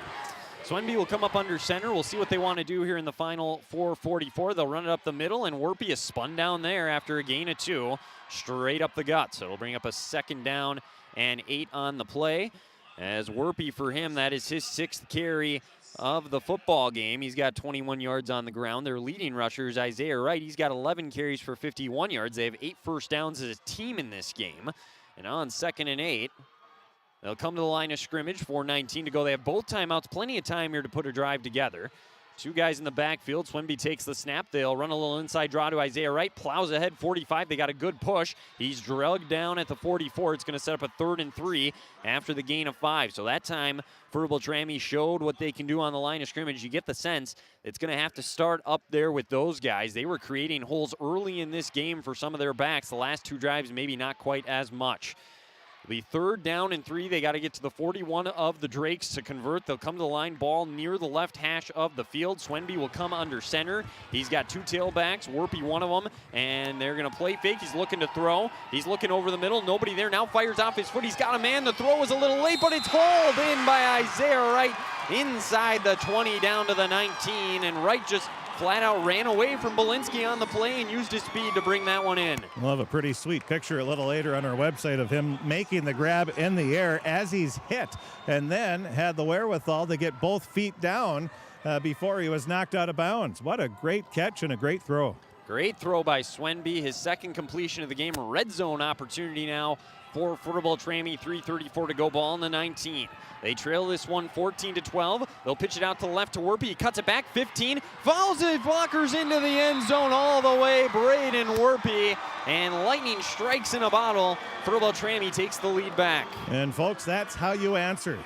You have the opponent take the lead by 2. You come right back just a few plays later and regain the lead, and now try to go for 2 and make it a 6-point game once again.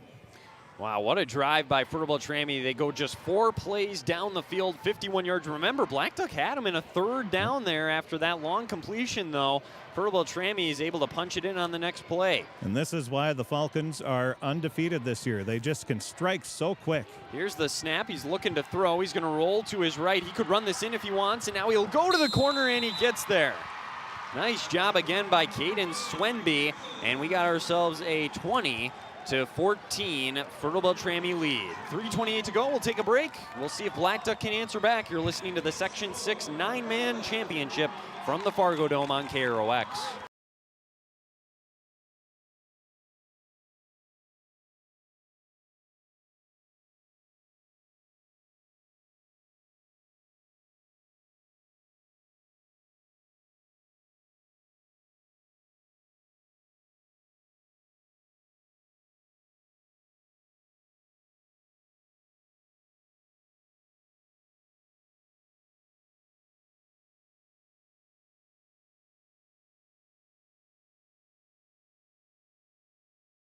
Is going to be kicking off to Blackduck. They answer back. Brayton Werpy, a 19-yard touchdown run as the senior puts the Falcons back in front. What a drive, what a response. Well, when you're the favorite and the defending section champ, these guys know how to win. There's no doubt about that. And that's exactly what you do. After a team takes a lead, you come back, you answer quickly, and take that any momentum or positivity that Blackduck had, you just take it right away from them. Here's the kick, and that one's going to sail inside the 15, out of bounds, though. As both these teams, they must be afraid of the returners. We've seen multiple balls get kicked out of bounds now here in this game. Yeah, both teams just trying to not give up a big play, like a return for a touchdown. And with the speed that both teams have, I don't blame them. And you get the ball at the 35 here. Yeah. So that's not terrible. No, when you can kick it far enough down the field, it's actually kind of a smart play. And if you kick it anywhere before the 35, let's say at the 45, they kick it out of bounds at the 40-yard line, then Blackduck could get the ball there. So it's either where it goes out of bounds or at the 35. So ball at the 35, Belinsky, first play of the drive. He'll play fake, going back to pass, clean pocket, fires into tight coverage, but it's caught there for a gain of about 8. Boy, there were 3 Falcons around him. They stripped it away before the play was dead. But they're going to say he was down. I think he was too. So Sorensen was right there. That was a gutsy pass, right into traffic, as you said. I think there was 3 Fertile-Beltrami players right around him. But he threw it on time, so give him credit for that, and he was able to fire it in there. Now they'll run it on second and short, and running into a wall and falling backwards for a gain of 1. It's going to set up 3rd down and 1. And there's your wake-up call. What a hit there by number 5, Jonah Harstead. And that's going to set up a 3rd down and short now with 2:45 to go in the half. I would imagine probably same type of play. With this short of a distance, shotgun, he takes snap, and there's the QB draw. He's going to have the 1st down. He's to the 50 and crawls ahead to the 49. Another nice run of 7 for Belinsky. And again, the quarterback draw. I think Fertile-Beltrami was anticipating just a quick handoff right up the gut. That was not the case, and another 1st down for Blackduck. And they'll come to the line, 2:25 to go. Remember, they have 2 timeouts, so they got time here to move the ball down the field. Here is the snap. Belinsky fires over to the right side. Caught as he found his man. He breaks a tackle at the 35 and drugged down there by Brayden Werpy at the 32. Another nice on-time throw, and it was Dante Frank with the reception. Well, again, Fertile-Beltrami defensive back was trying to come up and not really make the tackle, but almost like he was trying to intercept the pass about a step or 2 late, and that allowed some extra yardage. Yeah, he's been on target with his throwing today. They go hurry up again. Ball at the 30. He'll run to the right side. This time Fertile-Beltrami was ready for it. He still finds a way to stiff arm a man, get out of bounds at about the 27, a gain of 3 for Belinsky. We've still got 1:58 to go here until half. You almost wonder if they want to make sure they don't leave Fertile-Beltrami a lot of time here as well. Yeah, that's not a bad plan, but at the same time, if you can score, you got to score. Yeah. No, I agree. You got to score, but they don't have to snap the ball every 10 seconds either. If they want to use that full play clock, that is something to consider here. Well, I'm figuring out why NDSU is so good. Their Lions are about as crooked as the Chicago Bears at one game. Oh, brother. They're not straight. Here's the snap. Belinsky, it's a 4-man rush. He'll roll out to the right, evade the first man, now fires at the last second. Low, incomplete. He had a man. It was tight coverage again, and he threw it low, and he'll bring up a 3rd down and 7 now. Well, great pursuit there. Was that no, that was Wesley Ramberg with the pursuit and hit the quarterback right as he was letting it go, and pretty cool. Both teams getting after it here, but it was Ramberg and the quarterback exchanging pats, one on the chest, one on the back, saying, good job. Well, now it sets up a 3rd and 7, again, 4-down territory. We'll call it a long 6. They got to get to the 20 to convert. Shotgun, 1 receiver to the right here for Belinsky. Fertile-Beltrami, 3 guys up front showing pressure. They'll hand it off into the middle to Frank. He weaves his way to the 25, stays on his feet, and fights for the first down inside the 20. They finally get him down at the 19. A gutsy play call, but it works for an 8-yard gain. It does, and breaking a few tackles there. And we had the Falcons were trying to strip the ball away. That was Tucker Bolstead. He was trying to take it out of the hands of the ball carrier after he was down, and he wasn't going to give up. And finally the official said, okay, break it up.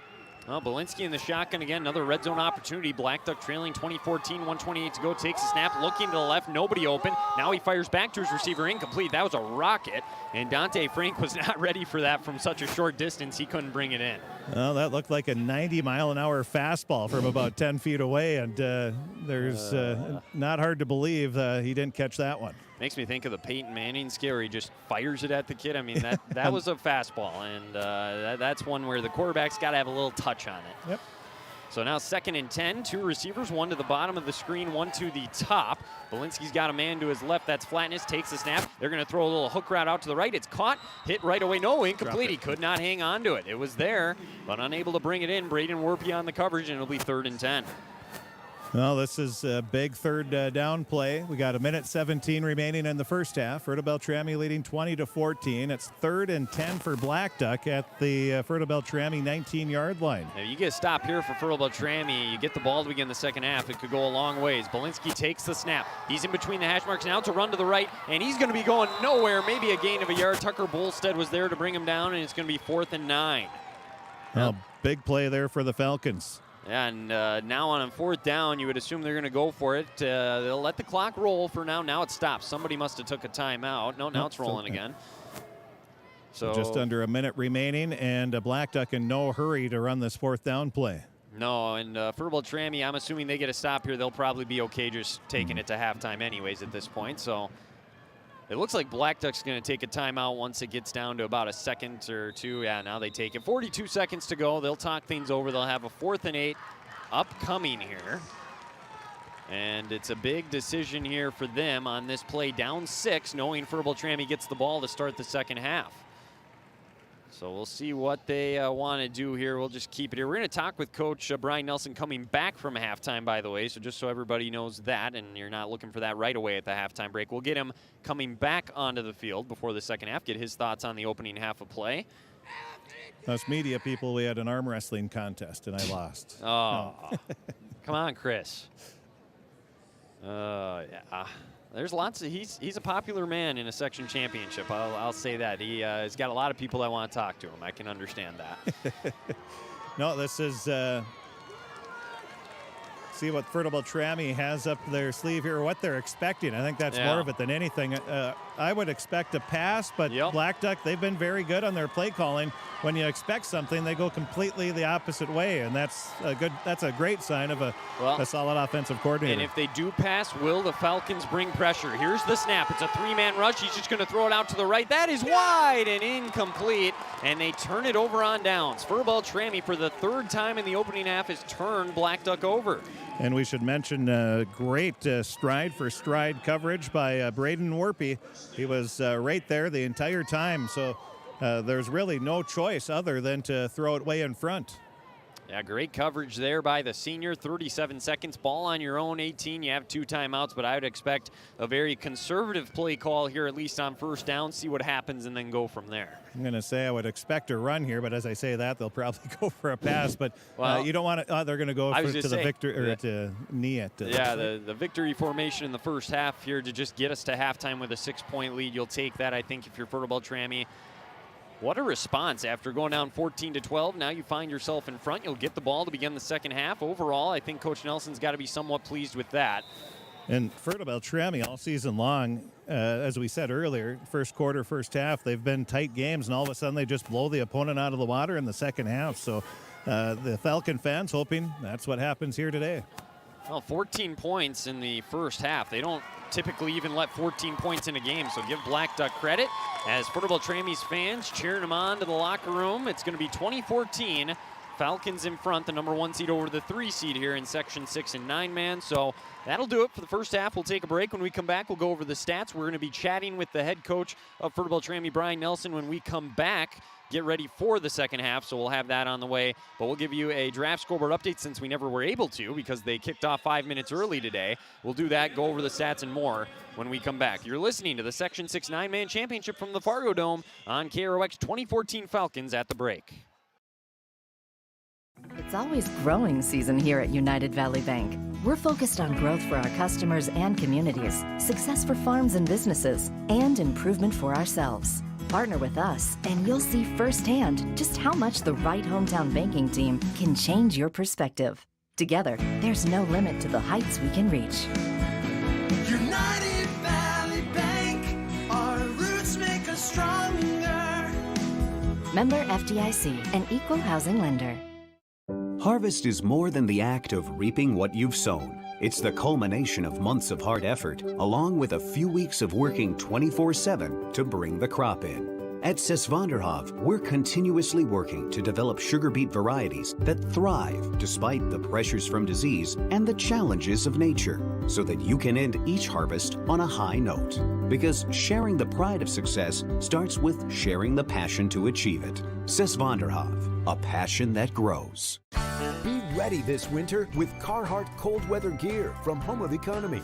Carhartt clothing is engineered to outwork the cold, so you can get more done. It's never too cold for Carhartt. Find yours at Home of Economy. Visit the power tool experts at Home of Economy and see for yourself why so many pros choose Red. From the lumberyard to the backyard, Milwaukee Tools consistently deliver increased productivity and unmatched durability. Exceptional people, exceptional care. Riverview Health is pleased to welcome Dr. Vanita Parikh to their team. Dr. Parikh is an experienced interventional pain management physician specializing in effective treatment options to increase functionality and comfort for daily living. For appointments, call Riverview Clinic at 218-281-9595. Dr. Parikh is seeing patients in both the Crookston and East Grand Forks clinics. Riverview Health. With the fall season right around the corner, Grove Mechanical in Crookston is ready to prepare you for winter. They suggest having your heating system serviced regularly to keep things running smoothly. A skilled technician will clean and service your heating equipment to ensure safe and efficient operation. It's never too early to get ready for the upcoming winter season. Before the cold sets in, call Grove Mechanical today, your hometown heating and cooling professionals. Give them a call, 218-281-3863, or visit their website, grovemech.com. You can make a sweet life right here in the Red River Valley with a career at American Crystal Sugar Company. Our shift schedule offers 14 days off per month, which gives you time for family, friends, the great outdoors, and everything else you enjoy about small town living. Entry-level positions are available, and pay starts around $18 per hour. Apply today at crystalsugar.com and share in our sweet success.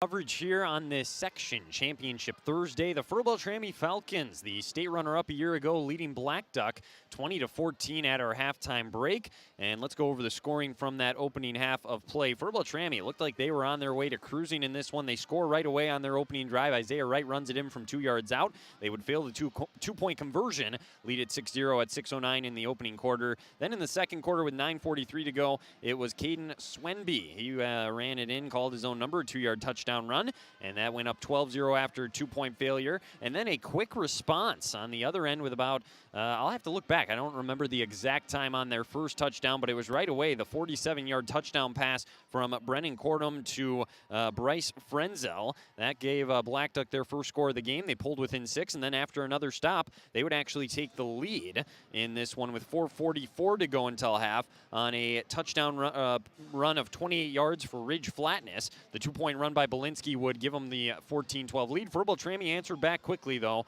and they score once more before the halftime break with 3:28 to go. It was a Braden Werpy 19-yard run. Caden Swemby added the 2-point conversion, and 2014 is where we're at here at our halftime break. Taking a look at the stats here from the opening half, we will start with Blackduck. They actually outgained Fertile-Beltrami. They had 241 total yards, 131 on the ground, 110 through the air. They ran a total of 37 plays, so they are not afraid to run some fast-paced motion offense. They picked up 12 first downs. They did commit 4 penalties for 30 yards. The team stats for Fertile-Beltrami in that opening half: they had 189 total yards, 128 on the ground, 61 through the air. They ran 33 plays, 9 first downs, a penalty for 15 yards. Individually for Blackduck, it was Evan Belinsky, 6 for 12 through the air for 63 yards. Brendan Cordum had the 1 pass for the 47-yard touchdown. The leading receiver was Dante Frank, 4 catches, 49 yards. Bryce Frenzel had the 47-yard touchdown reception, and then 1 catch apiece for Leo Kingbird for 8 yards, and Brendan Cordum had a catch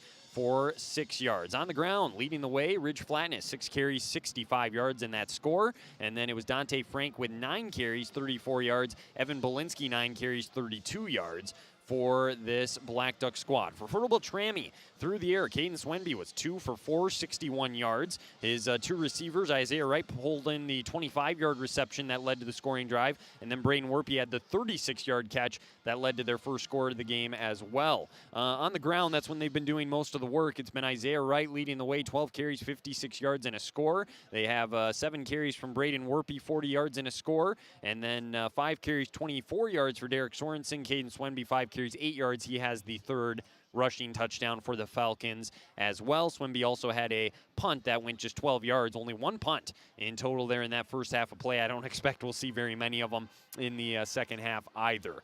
That is a look at your first half stats here on KROX. We'll take a break. When we come back, we'll talk with Coach Nelson, and we'll get you ready for the second half kickoff here on KROX. It's the Section 6 9-man championship from the Fargodome. Shopping for groceries is easier than ever with Hugo's Family Marketplace. To simplify life, Hugo's offers convenient online shopping with delivery or curbside pickup at GoHugos.com. Even better, shop on the go with the Hugo's Family Marketplace smartphone app. Download e-coupons, recipes, grocery lists, weekly ads, and place your grocery order right from your phone. Save time and save big with Hugo's Family Marketplace, your hometown grocer since 1939. You're gonna find more low prices, more great stuff when you go to Hugo's. At Crookston High School, we really have a lot going on. There isn't that much going on. Oh yeah? We have softball, baseball, track and field, soccer, swimming, tennis, golf, volleyball, crap shooting, hockey, basketball, wrestling. So we have a lot of sports. And there is orchestra, band, choir, visual arts, speech, theater, Leo Club. And Crookston is one of the highest academic schools in the region. Really? Yeah, really, especially in math and science. I guess we do have a lot going on. Yeah, and that's why Crookston High School is my education destination. Welcome to Andy Ullman State Farm. We're located on 423 North Broadway, next to Holiday in Crookston, Minnesota. 3rd generation agent with State Farm. We've got a team here with over 75 years of experience. 6 of us fully licensed, here to serve you. We know insurance is about a promise, and we're here from the beginning to throughout the whole process to deliver on that promise. Nobody likes to wait on hold, and neither do we. Give our office a call where a cheerful voice is ready to help you right away. Call 218-281-3643. The Crookston Eye Clinic is your hometown eye clinic. Whether you have cataracts, glaucoma, macular degeneration, or perfect vision, it is important to have your eyes evaluated to keep them healthy. The Crookston Eye Clinic is open Monday through Friday from 8:30 a.m. to 5 p.m., but on Thursdays they open at 9:15 a.m. They also have a second location in Foston to offer you even more appointment options. If you've been wanting to try contact lenses or looking for a new pair of glasses, the doctors at Crookston Eye Clinic are available to see you. Drs. Forget, Smith, and Jananetta are all accepting new patients. Call 218-281-2020 for the Crookston and Foston Eye Clinic, the best care in sight.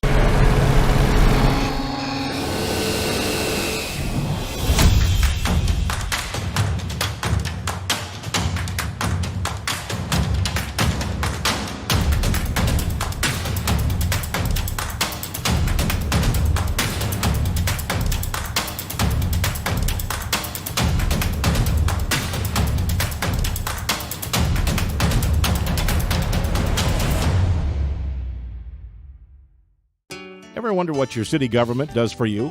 They provide police and fire protection, emergency and disaster preparation, building code and zoning enforcement, street repair, cleaning and snow plowing, curbside garbage and recycling collection, plus spring and fall cleanup weeks.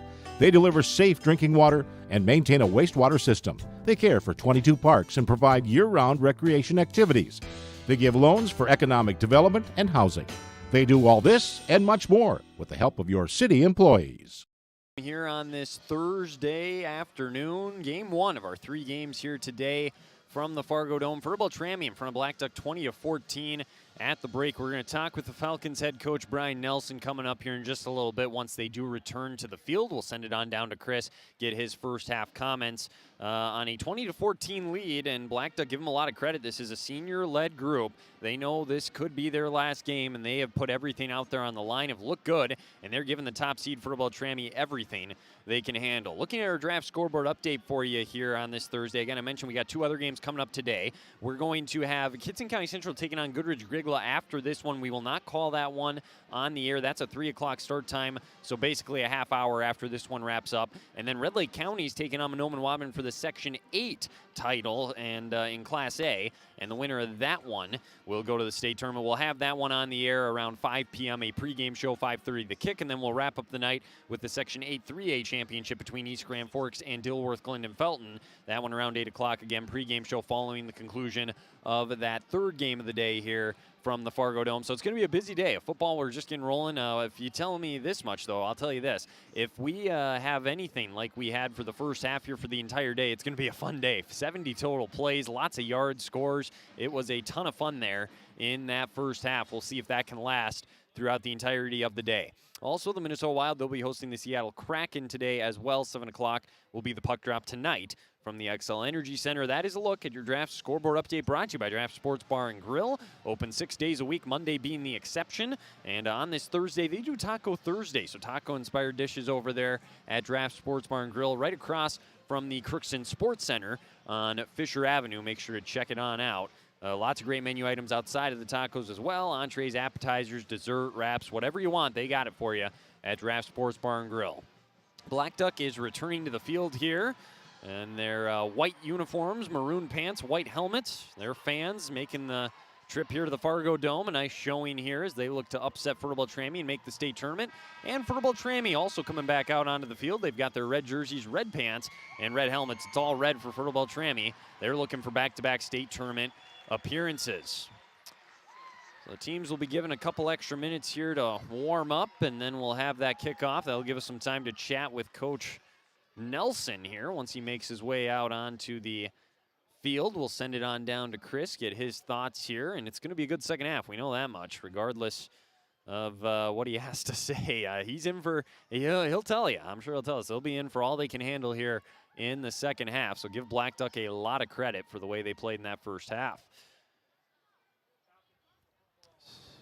Well, waiting for him to come out here.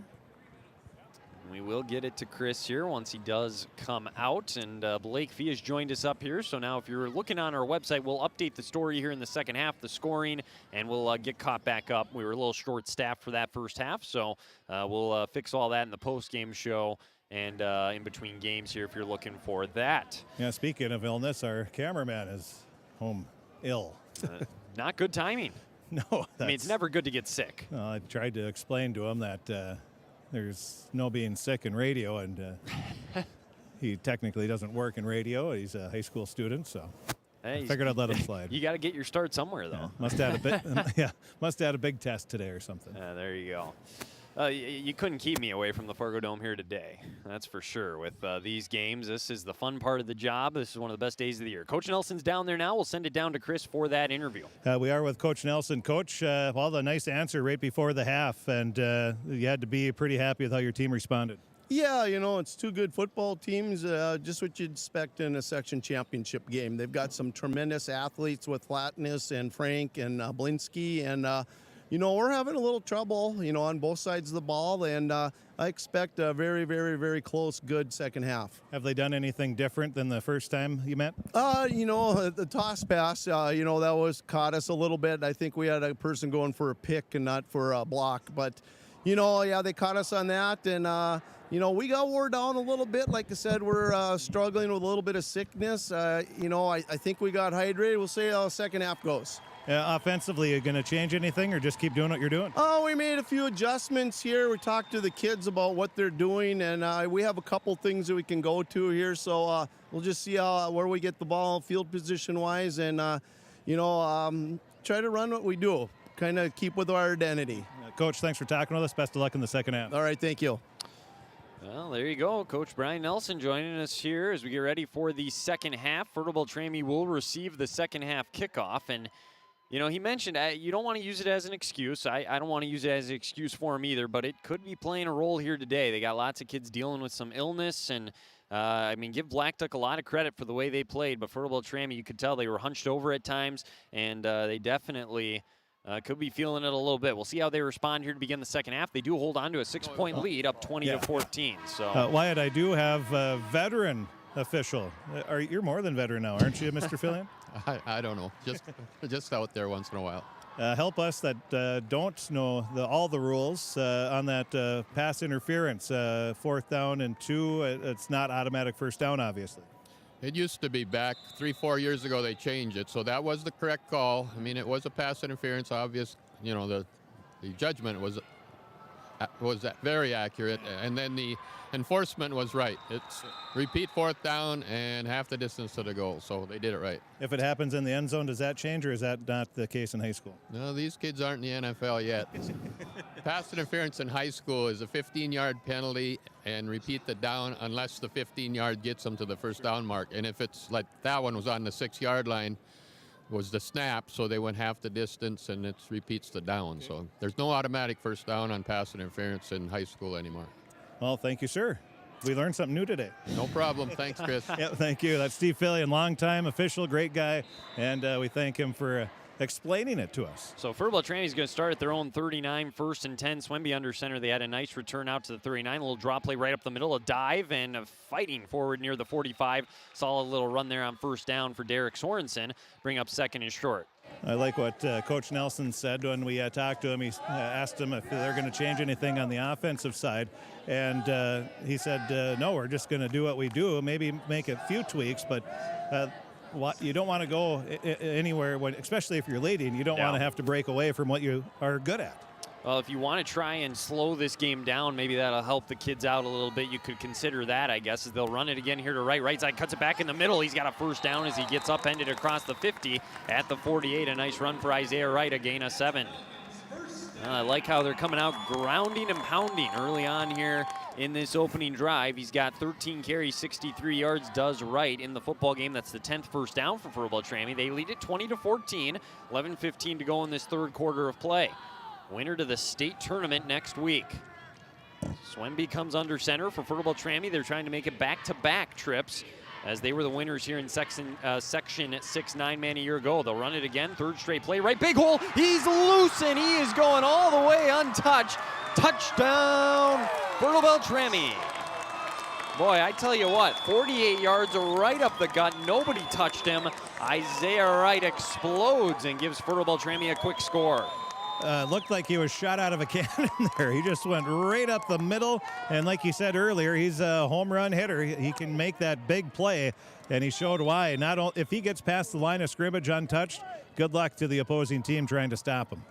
So it took 1 minute and 6 seconds into the second half for Fertile-Beltrami to go back up by 2 scores. They'll go for 2, leading 26-14. It is the 2nd touchdown of the game on the ground for Isaiah Wright, the 4th rushing touchdown for Fertile-Beltrami today. Shotgun, Swemby takes the snap. Here's the 2-point try. Rolls to the right. He's running out of real estate, breaks 1 tackle. Another one is going to get him, though, down inside at the 3, and the 2-point conversion fails. So 26-14 will be our score, and Blackduck in a big hole once again. That's about the only thing that hasn't gone well for Fertile-Beltrami is those 2-point conversions. Yeah, you're not wrong, as they are now just 1 for 4 on their 2-point tries here today. Well, you asked Coach Nelson, how do you want to tweak things, start the second half? How about if you just come out and score 1 minute and 6 seconds in? I think that'll make him feel pretty happy right now. So Blackduck, they've been down 2 scores before, though, and have come back and taken the lead in this game, so they could do it again. But they'll have to get their offense ready to work right away. So Isaiah Wright, 14 carries, 111, 2 scores. That one a 48-yard run. The 2-point run fails. And with 10:54 to go, 26-14, Fertile-Beltrami in front. They'll kick off as Petrie has the ball teed up from the 40. Kicking right to left here. And I would like to commend the Fargodome staff, whoever is in charge of the AC, but I think it's a little cooler than 70 degrees in here, and I'm sure the players appreciate that too. Yeah. Fans, the moms, maybe not so much, but the players will. As this one caught near the sideline at the 20, 30, 35, and busting ahead to the 36, a nice return of 16 yards. Blackduck will take over at their own 36, 10:49 to go in this third quarter. Well, for Fertile-Beltrami's defense now, see if they can come up with a quick 3-and-out, force Blackduck to, they haven't punted yet, have they? No, Fertile punted once, but otherwise that's the only punt in the game for both teams. So force them to punt and see if you can strike again and just open things up and get that doubt in Blackduck's mind. Not sure if punt is in their vocabulary. They turned it over on downs 3 times in the first half. Unless you get them in 4th and long, this already might be 4-down territory for them, down 2 scores. Here's the snap. They'll run a draw play out to the right, trying to get the edge, but Fertile-Beltrami cuts him down, and now a late flag in as well. This could be a hold or a clip or something, and this could back him up. It's a hold. The running back that was the lead blocker, he just grabbed the end for Fertile-Beltrami. Had a good old-fashioned bear hug, and the official was able to see that, and that's going to push him back. Yeah, that is their 5th flag of the game, and that is for 40 yards against them now, and it's going to bring up a first down and long, so they're going backwards. We saw that a little bit on their opening 2 drives of the game when they were stopped both times. They went backwards, and they can't afford to do that now. So it'll be first and long. They'll mark it back at the 25. It's going to be 1st and 21 with where the flag took place at. So already behind the sticks, and a golden opportunity here for this Fertile-Beltrami defense now. One receiver split out to the left. They got 6 men up on the line of scrimmage, Belinsky in a pistol formation. Fertile-Beltrami has 5 in the box. They're crouching 2 more linebackers up front. They'll toss it out to the left. Immediately, they blew the play up, but getting away initially and now being brought down back at the 21. It's a loss of 5 on the play. And boy, there were multiple guys. Ramberg was in there initially. He won't get credit for the tackle, but he was the one that blew it up right away, and now it's 2nd and long. And a lot of teams will give assisted tackles, and that might be a situation where they give one that really led to the start of the tackle. So a great job by the Fertile-Beltrami defense. And it's going to be, 2nd and... about 26. Yeah. So 2nd and 26. What do you do here? 2 receivers on the play. Belinsky with 10 minutes to go in the third takes the snap. He's looking to throw. Fires over the middle again into tight coverage. It's caught though at the 35. Back to the initial line of scrimmage at the 36. It's a gain of 16. Leo Kingbird, his 2nd reception in the game. He now has 24 yards on both his catches, and it'll be 3rd and 10. Well, that's a good play there to get some of the yardage back and makes this a manageable 3rd down now. Belinsky 7 for 13 now in the game. They come to the line here on this 3rd down, needing 10. Takes the snap, looking to throw. He'll throw over the middle into tight coverage. Oh, it's off the hands, incomplete of Kingbird. There was tight traffic over there. He bangs his hand on the ground. He knows he probably should have had it, and it'll be a 4th down and about 9. This could be a case where you might have to punt even though you don't want to. Yeah, you're still within 12 points, so that's not insurmountable by any means, and you don't want to turn it over in your own territory. Yeah, I'd be punting it. I know that much. If it was 4th quarter, maybe a different story, but a lot of time left.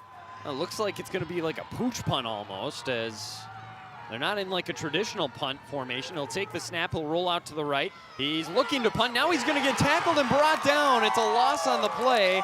I don't know what was going on. They'll turn it over on downs, and Fertile-Beltrami will start inside the Blackduck 30. What in the world just happened? I think it was supposed to be a rugby-style punt, or if you see somebody open, throw for the pass, but Fertile-Beltrami came through so quick. There was nothing they could do, and I think that was a play call of desperation at this point. Yeah, that could. If you're Fertile-Beltrami, you got to capitalize on this now. Make them pay for it. They lead 26-14, 9:22 to go in the 3rd, and great field position at the Blackduck 29. That is one we're going to have to look back on later in this game, depending on how the rest of it goes. As this run here to Werpy. And he'll actually lose a yard as spinning him down in the backfield for a loss on the play. Nice job breaking through there by Jared Swedberg. They bring up 2nd down and 11. 8th carry of the game for Werpy. He's got 39 yards on the ground. They have been very balanced with their 4 guys, Werpy, Sorensen, Wright, and Swenby. Keeping them all fresh, rotating them in and out, and you even saw that on that first drive of this half where Wright broke the big one. They're starting to break this defense down a little bit. 2nd and 11 from the 30-yard line of the Drakes. 8:50 to go in this third quarter. Fertile-Beltrami, the top seed, 9-0 on the year. They lead at 26-14. They'll fake a straight pass. Here's Wright, burst of speed up inside the 25, upended there by Bolinski at about the 23. Wright will get a gain of about 7 yards, we'll call it, and it'll set up a 3rd down and medium. Well, it's pretty fun listening to the Fertile-Beltrami fans. As soon as Wright maybe makes a break and looks like he has a bit of an opening, they get on the edge of their seats, and you can hear that collective gasp of excitement, and almost broke one there for another touchdown. Every time he touches it, he's a threat to take it all the way. There's no question. He's done it twice today. He's got 15 carries, 118 on the ground, 2 scores, and now on 3rd down and 4 from the 23. We'll see if Fertile-Beltrami can move the sticks. Swenby will come up under center. He's got Wright in the backfield. 8:02 to go. They'll pitch it out to the right. He's going to try and cut to the outside. Breaks a tackle. Now tripped up. Has a nice job there on the edge of wrapping him up. Maybe a loss of 1 on the play. The Drakes hold, and it's going to be 4th down and 5. So I'm sure 4th down territory here for Fertile-Beltrami, though, as the offense sure looking like they're staying on the field. Swenby comes over to get the play call from Coach Nelson. They're letting a lot of time run off here, too. They've been a little bit more methodical here in this second half. Swenby will come into the huddle with the play. 18 seconds to get the snap off. It's 4th down and 5 from the 23.5-yard line. What a stand this would be for Blackduck if you can get a stop. Swenby in the shotgun, 2 receivers right, Werpy to his left. Werpy in motion, takes the snap. He'll play fake, he's looking to the left. Now he's going to run that way. He's running out of room, stops, comes all the way back to the right at the 30. Now he fires into the end zone. He's got a man there, and it's caught for the touchdown. Oh, it's a little bit of Johnny Manziel out here extending the play. A 24-yard strike into the end zone, and Brody Rain hauls it in for the score. Wow. Elusive is the word that we'll use on that one. Caden Swenby, that was all him. He must have ran about 35 to 40 yards on that play and then throws it about as far. And what a job there by Fertile-Beltrami's Swenby. So a 23-yard touchdown pass for Swenby to Brody Rain. Somebody needs to get off the field, I guess, down there. But yeah, one of the parents is getting. That's not a coach. That's a parent. 32 to 14, right up the middle, dives and gets the 2-point conversion. And Fertile-Beltrami with their largest lead of the day. 7:05 to go. 34 to 14, they lead. We'll take a break. We'll be back. We'll see if Blackduck can respond. You're listening to the Section 6 9-man championship on KROX. What the heck is that parent doing down there? I have no idea what.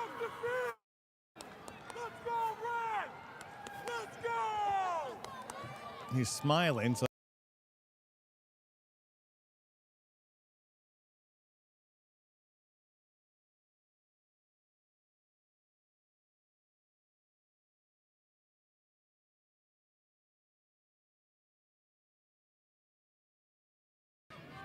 and we welcome you back here to the Fargodome. A 23-yard pass to Brody Rain, and Caden Swenby on the 4th down play may have just given Fertile-Beltrami the lead for the rest of the game, up 34-14. It's going to be tough for Black to come back from 20, but they got to do something here with this next drive.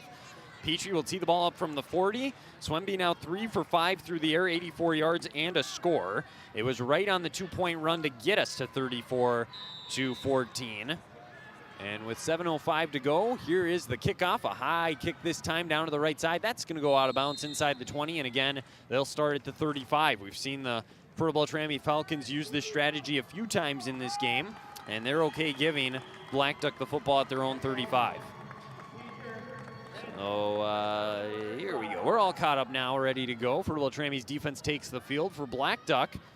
It all started, they tried, like Chris mentioned, like a rugby-style punt. I wonder, or maybe they were trying to go for it, who knows, and they ended up turning it over inside their own 30. And Fertile-Beltrami does, in fact, capitalize and score. So now they're up 34-14. Pistol formation for Bolinski again. 2 receivers to the right. Takes a snap, a little bubble screen out that way. It's caught, 35. Tripped up at the 39. A nice tackle by Braden Werpy on the reception. It was Dante Frank, and it'll be a gain of about 4. For Frank, his 5th reception of the game. He is their leading target. He's got 53 yards on those 5 catches. They'll come to the line of scrimmage here. Belinsky now is 8 for 15 through the air for 83 yards. Ball near that right hash. Here is the snap. He'll look to throw again. He's going to take off and run, and that time they got him as the pocket closed on him quickly, and he's wrapped up for a loss of 4. Coming in there, I know Bolstead was in there once again, also number 32 on the play for Fertile-Beltrami. That was Ryan Van Den Einde with the tackle as well. Yeah, Van Den Einde, and then also you had Wesley Ramberg once again. Ramberg has been, I don't want to say, I know the Falcon fans know how good he is, but he's just one of those guys that just gets his job done. Nothing fancy, just a hard worker, hard-nosed kid. So now it's 3rd down and 10. Belinsky takes the snap. It's a draw up the middle. He's trying to get to the left. Now he's going to throw as he stayed behind the line of scrimmage. It's incomplete off the hands of Leo Kingbird. Kingbird was expecting him to run. He still probably should have caught that one, though. Now it's going to be 4th and 10. And again, a situation with 5:54 to go in the 3rd. As much as you hate to do it, I still think you got a punt here. Well, you can't do what you did last time. No, that's for sure. I mean, at least go for it or punt. Don't do that half in between, not sure. And it looks like that's what they're going to do. They have a different player out there to do the punting. It looks like Jace Gunderson. So Gunderson takes it and punts it away. Wow, high kick. Nice one over to the far side of the field. Well, maybe not quite as nice as I thought because it was high in the air, but it was heading towards the sideline. We'll see where they mark this one at about the 40, so they'll give them a punt of 25 yards. And Fertile-Beltrami with a 20-point lead takes back over here. I was talking with Paul Reese on the sideline. He's the health practitioner for the Fertile-Beltrami Falcons and almost every wrestling tournament in the area. But we were talking at halftime. He goes, well, they're going to make some changes, and they're going to blow them open here in the second half. He goes, happens every game. Well, and he looks over at me just a second ago, and he just shrugs his shoulders and puts his hands out and says, told you so. Tell you what, he's right on right now. It's been all Fertile-Beltrami in this 3rd quarter. Swenby under center. They'll run this one to the right. This is Werby, big hole. He's loose. 50, 45, 40. Foot race down the right side. 30. Cuts it back at the 25. Breaks 3. 15. One man to beat. Oh, he's tripped up at the 6 at the last second. I thought Werby was going all the way. He'll just have to settle, I guess, for a gain of 54 yards, and it'll be 1st and goal. It's unbelievable how they do this every game almost. They just blow it open in the 3rd quarter, and they're knocking on the door once again. But Werpy just, I don't know if it's the adjustments obviously they made some minor changes, or they just give the speech at halftime, and Coach Nelson gives them the rah-rah speech, and they're ready to roll. That offensive line doing work right now. A lot of big holes in this second half. They'll go to right on the ground. He's inside the 5, tries to fight his way near the goal line and got down to about the 1 and eventually was stood up there. So gain of 5 for Wright as he was looking for the hat trick there on that carry. He's 2nd and goal from the 1. Yeah, he stopped at the 3.5 yard line, and he just kept battling and pushing forward, and they're going to push it back to the 2. Yeah, they'll call it the 2. It looked like he was closer, but I guess not. So well, you were correct on that one. Okay. I won't say anything more. Yep, no, you said enough right there. That's all I needed to hear. So 2nd and goal from the 2. Swenby jogging back out there with 15 seconds to get the snap off to get the play into the huddle. 4:45 and counting here in this 3rd quarter. Fertile-Beltrami has scored after going down 14-12, 22 unanswered points here. Swenby up under center. The junior takes the snap. He'll give it to Werpy, trying to spin off, but he was met right away and could not get away from the tackler. Nice job there by Blackduck. It sets up a 3rd down and goal. He may have lost a yard on the play. That was number 17 coming in there to make the tackle there on the play. Cy Frenzel. Yeah, so the junior, Frenzel, able to set up a 3rd down and goal now. Yeah, he shot right through the linebacker trying to fill one of the gaps. He did more than that, made the tackle in the backfield. Nice play. From about the 2.5, 3rd down and goal. Werpy's out to the right, Swenby under center. Sorensen, he'll get the call right up the middle, bounces off his own guy, fights near the end zone, got down to about the 1, but he stood up there, and it'll be 4th and goal. All right, what a stand right now for Blackduck, but the good news if you're Fertile-Beltrami, you got one more play here on 4th and goal from the 1. Well, the thing I like about this is it's taken some time off the clock. Yeah. And the faster the clock winds down, the more comfortable Coach Nelson might be. Although I know he won't be comfortable. He could be leading by 50, and until that buzzer sounds, he won't be confident. I tell you, maybe consider running like a bootleg here with Swenby. We've seen how athletic he is. Everybody's going to expect the run up the middle here. Might be able to catch him out on the edge. You could also just sneak it and probably get it as well from the one, so we'll see. Swenby under center takes it. They will try right up the gut, and going in is Sorensen. That left side of the offensive line did the job again. Derek Sorensen is now the 4th Falcon to score on the ground today, a 1-yard score, and it's 40-14 for Beltrami. And give credit to, as you said, that offensive line. They have done a masterful job. They've created a lot of big holes, but this third quarter here, they have absolutely dominated. Yeah, it's all Fertile-Beltrami in this one. 3:15 to go in third. Hey, how about this? With the big lead, they're going to let the kicker get some work. It's Petrie lining this one up for the extra point. Snap, good. Spot down, kick just up in time before it was blocked, but it went wide left, so it is no good on the PAT, and it's 40-14 with 3:15 to go in the third. We'll take a break. We'll be back. You're listening to the Section 6 9-man championship from the Fargodome here on KROX.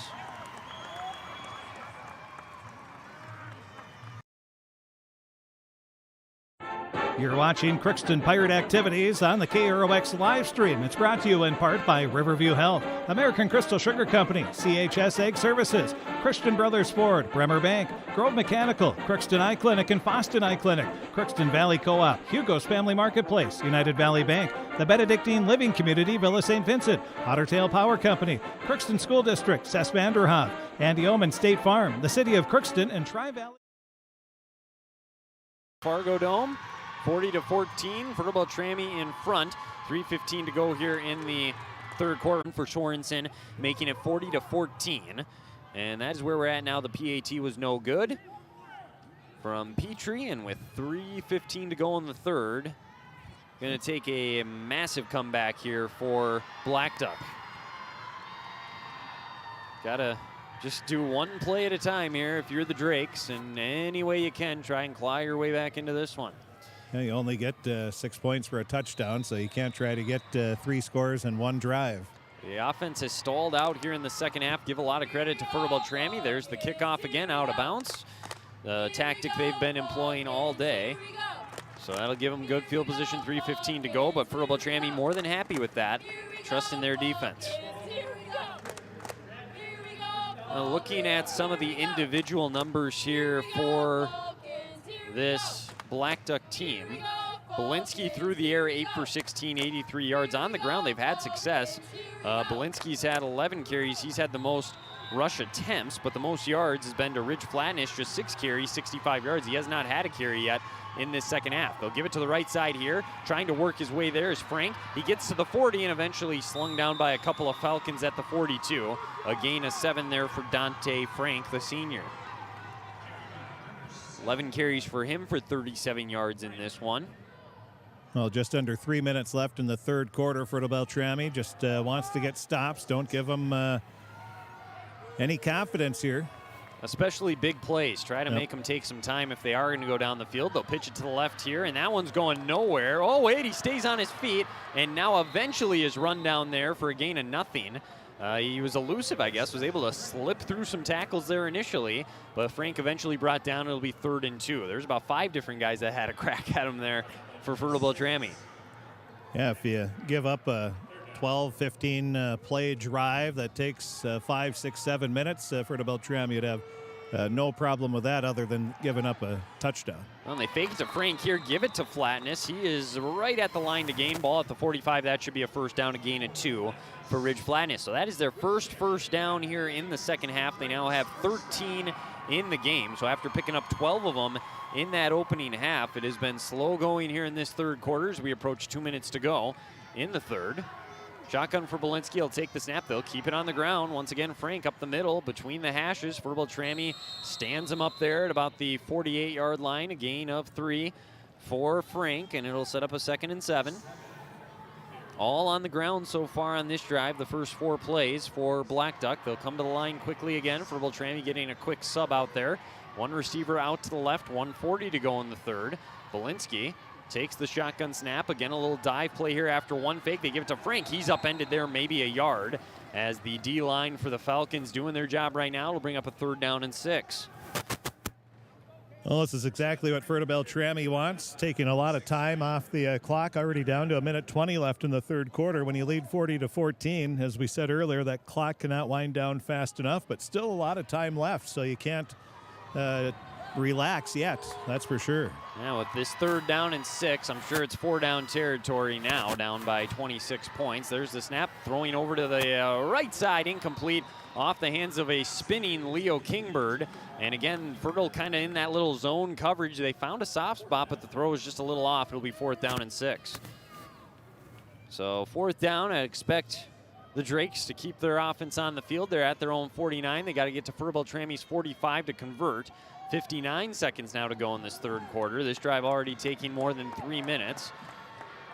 And here comes the 4th down play. One receiver to the right, one to the left. Belinsky standing at his own 45, takes the snap. It's a QB draw up the middle. He gets to the 50, and he's not going to get there. Fertile-Beltrami wraps him up at the 49. They were all over that, a 2-yard gain, and they'll turn it over on downs yet again. Well, I think what we're seeing here in this 3rd quarter is Fertile-Beltrami, not when they score in that first drive. Now, Blackduck, they're trying to do maybe a little more than they're accustomed to, so now they're panicking or pressing a little more. Fertile-Beltrami's shutting them down on the defensive end, and now they're getting a short field. Every drive they've started here has been a short field in this quarter. Yeah, the farthest they've been backed up in the 3rd was on the initial opening kickoff, and they still got that one out to the 40. So they've had a short field to work with all second half long. Swenby comes to the line, 55 seconds to go in the 3rd. The junior crouches down under center, takes the snap. He'll hand it off here to the backfield. That's Werpy spinning his way across the 50. Does a nice job to fight forward, a gain of 3 for Braden Werpy. Bring up a 2nd and 7 and expect a heavy dose of run here like we have seen all 3rd quarter. The remainder of this game here for Fertile-Beltrami trying to really melt this one away. Werpy now has 96 yards on the ground on 11 carries. They've ran for over 200 yards as a team in this game. They'll have to run one more play at least here in this 3rd quarter. 2nd down, and we'll call it a short 7. Werpy goes out to the right. Isaiah Wright is the running back. Swenby under center, takes the snap. They'll try the left side. Again, a big hole. Swenby bursts ahead. He's got such quickness. He is near the line to gain as he's wrapped up there at about the 41. We'll see where they mark it. And with the final seconds coming off the clock, that will end our 3rd quarter of play. 40-14, Fertile-Beltrami in front, 12 minutes away from another trip to the state tournament. We'll take a break. We'll be back right after this. You're listening to the Section 6 9-man championship on KROX. All of us love sports, but not all sports are created equal.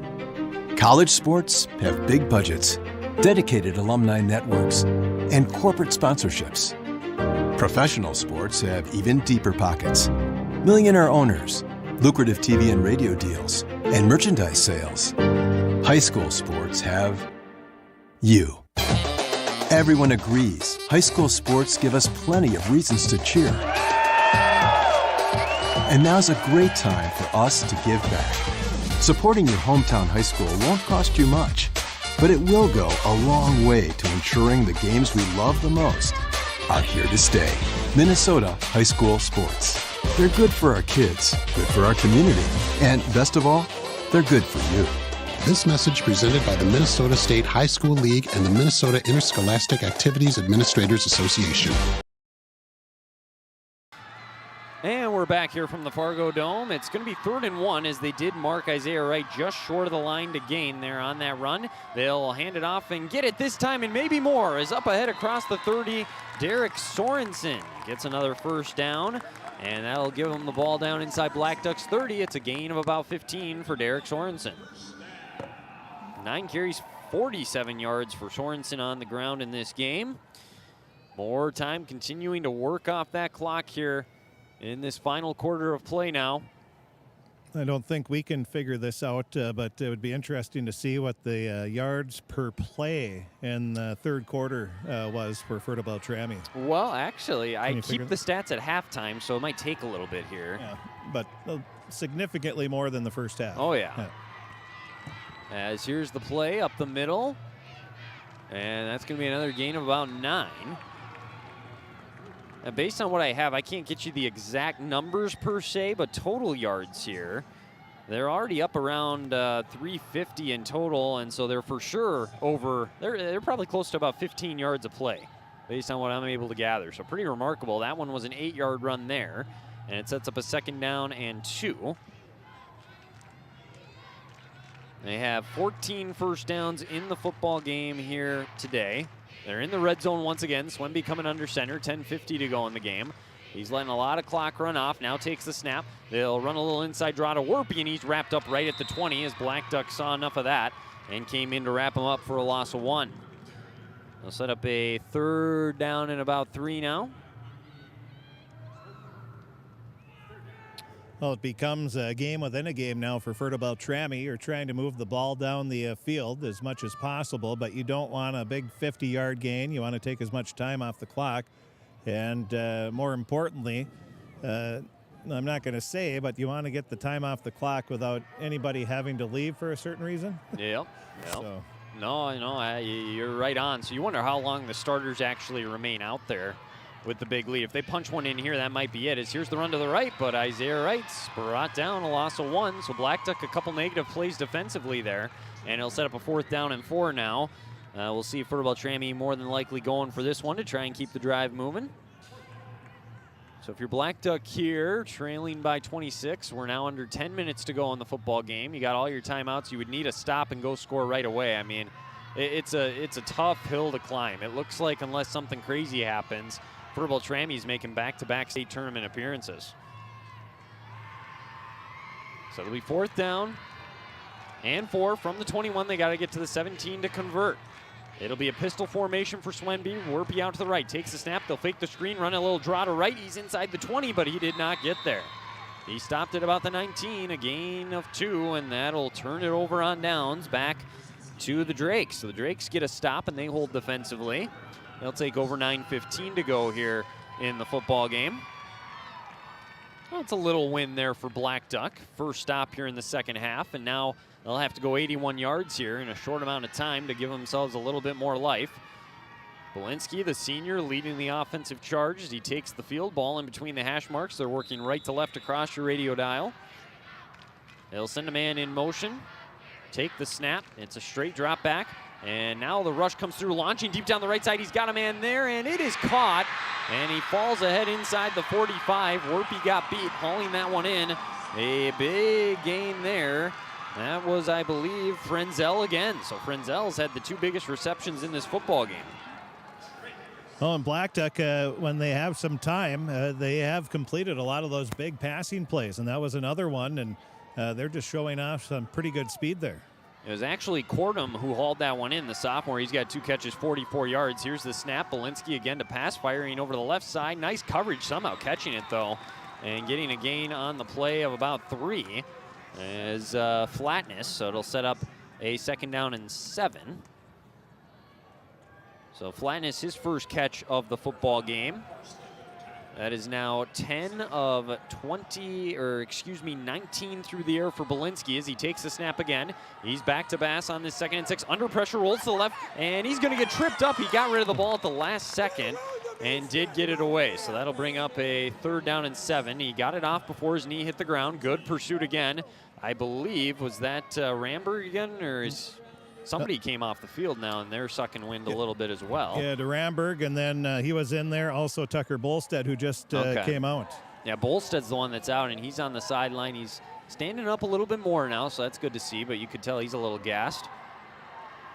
So it brings up a 3rd down now and about 7 yards. So they come to the line. Here is Belinsky, takes the snap, looking out to his right. Oh, he's got a man streaking that way, but now coming over and intercepting it at the 20 was Warpy. He'll cut to the 25, and it'll be 1st and 10 for Beltrami. I tell you what, I saw the same thing Belinsky saw. I thought he was going to be wide open. Warpy came off the underneath man, read it like a book, and pulls in the interception. Sort of had flashbacks of the 4th quarter against Mountain Iron Buell in the 1st round of the state playoffs last year. They started intercepting some passes when they had to go to the air, and even more so than what they normally do. And the Fertile-Beltrami Falcon defensive backs were up to the task that time and able to get the interception. So now they'll take over, 8:16 to go, ball on their own 25, leading 40-14 in this final quarter of play. They turned it over on downs 5 times in this game of Blackduck, and now the interception to add to it. They'll run to the right side on first down. Sorensen spins his way across the 25 to maybe the 26 and gets a gain of about 1. His 10th carry. So now all 4 guys that have ran the football today, Sorensen, Wright, Werpy, and Swemby, all have, well, I should take that back. Swemby with just 5, but the main 3 lead backs have 10 or more carries now in this game. That's impressive. Yeah, no, the balance, and unquestionably that was a big difference in this second half right away for Fertile-Beltrami. They were able to come out, keep this Blackduck defense guessing, and they really wore them down with fresh running backs. The 2nd and 9. Werpy in motion, snap. They'll do a jet sweep to him. He's got room and some blockers in front. Hard physical end of the run across the 30 to about the 32.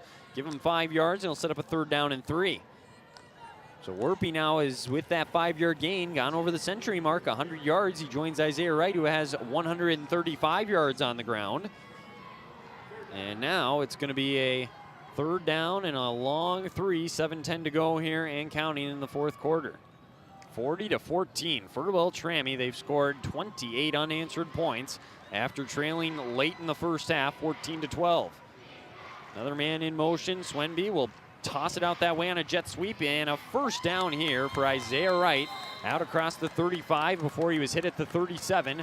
5 more and another 1st down for Fertile-Beltrami. Well, just keep it moving. Take plenty of time. Take all the time off the play clock as well, and that's what Fertile-Beltrami is doing, and they're executing this 4th quarter late, 6:43 remaining, and they're taking plenty of time off the clock. Yeah, another 1st down. They have 15 of them in the football game now, and they're not afraid of 3rd down and medium, 3rd down and short. They've converted quite a few today. Swemby comes back up under center, looking up at the clock. No intention of snapping it quite yet. 6:25 and counting. Now he'll go under center. Take the snap. They'll hand it off on the ground again. Not a huge surprise, and Sorensen's up across the 40 before he's hit there at the 41. So gain of 4, and these running backs are getting a couple yards before they're even touched right now. So another nice run there. Sorensen's 11th carry. He's got 40 yards on the ground. Again, you have to give a lot of credit to this offensive line here in the second half. Absolutely. They are 12 yards away from running for 300 yards in this football game. So an absolute dominating performance on the ground, and they're about 35 yards away from 400 total yards of offense. 5:47 to go. Swemby 2nd and 6 from the 41. Blackduck with 3 guys up front, a couple linebackers creeping up. This time they blew it up. A nice read. Cutting is right. He's at the 50, 45 stiff arm. He's loose and going all the way again with great speed. It's a hat trick for Isaiah Wright. This time a 59-yard score. And Fertile-Beltrami, exclamation point on what looks to be another trip to the state tournament. Wow. He's fast. He just broke to the outside. This last time he went right up the middle. This time he gets to the outside, and there was nobody that was going to catch him. You'll have to check my stats because he's at 199. He's going to be looking for an extra yard here or there after the game, I bet. I would guess that'll be his last carry. He may be just short of 200 as they'll try the PAT with Petrie again. This one, high kick, and it's off to the left again. So they're 0 for 2 on extra points. There's, I guess, one area you could maybe nitpick, but 5:33 to go. Otherwise, a pretty much perfect game today for Fertile-Beltrami. What a dominating effort it's been here at the Fargodome. It's hard to believe they trailed at one point in the game. Yeah, it was like a wake-up call for them. They did not like that. And Blackduck, keep in mind, they had the ball in the red zone late in the second quarter, and they had a chance to go back in front before the end of the half, and they ended up turning it over on downs. The game kind of escalated from there, and it's been all Falcons since then. So 5:33 to go. It's a 32-point lead, so we're not quite at the 35 mark, so no running time. So we'll have 5:33 of gameplay still here to go. So Fertile-Beltrami will kick off left to right. It'll be, I believe, Petrie once again, as usual, trotting on out there to do just that. And in the state tournament, we are not allowed to do the video streaming, but we will have Fertile-Beltrami, hopefully, games like we did last year, hopefully 3. All on KROX radio, though. We can promise you that. And they will need to go to the state championship for it to be 3. There's no third place game, is there? Nope.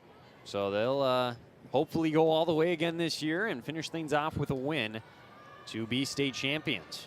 If there wasn't 8 classes, they probably might do it, but boy, that would be a tough game to play in the third place game. That's true. Yeah, it is for basketball, even in some of the other sports, even though they have them. A nice return here, and Cordium again up across the 35 to about the 38, and it'll be 1st and 10 from there, 5:28 to go. So 46-14, Fertile-Beltrami in the post-game show. Chris will talk with Coach Brian Nelson down on the field.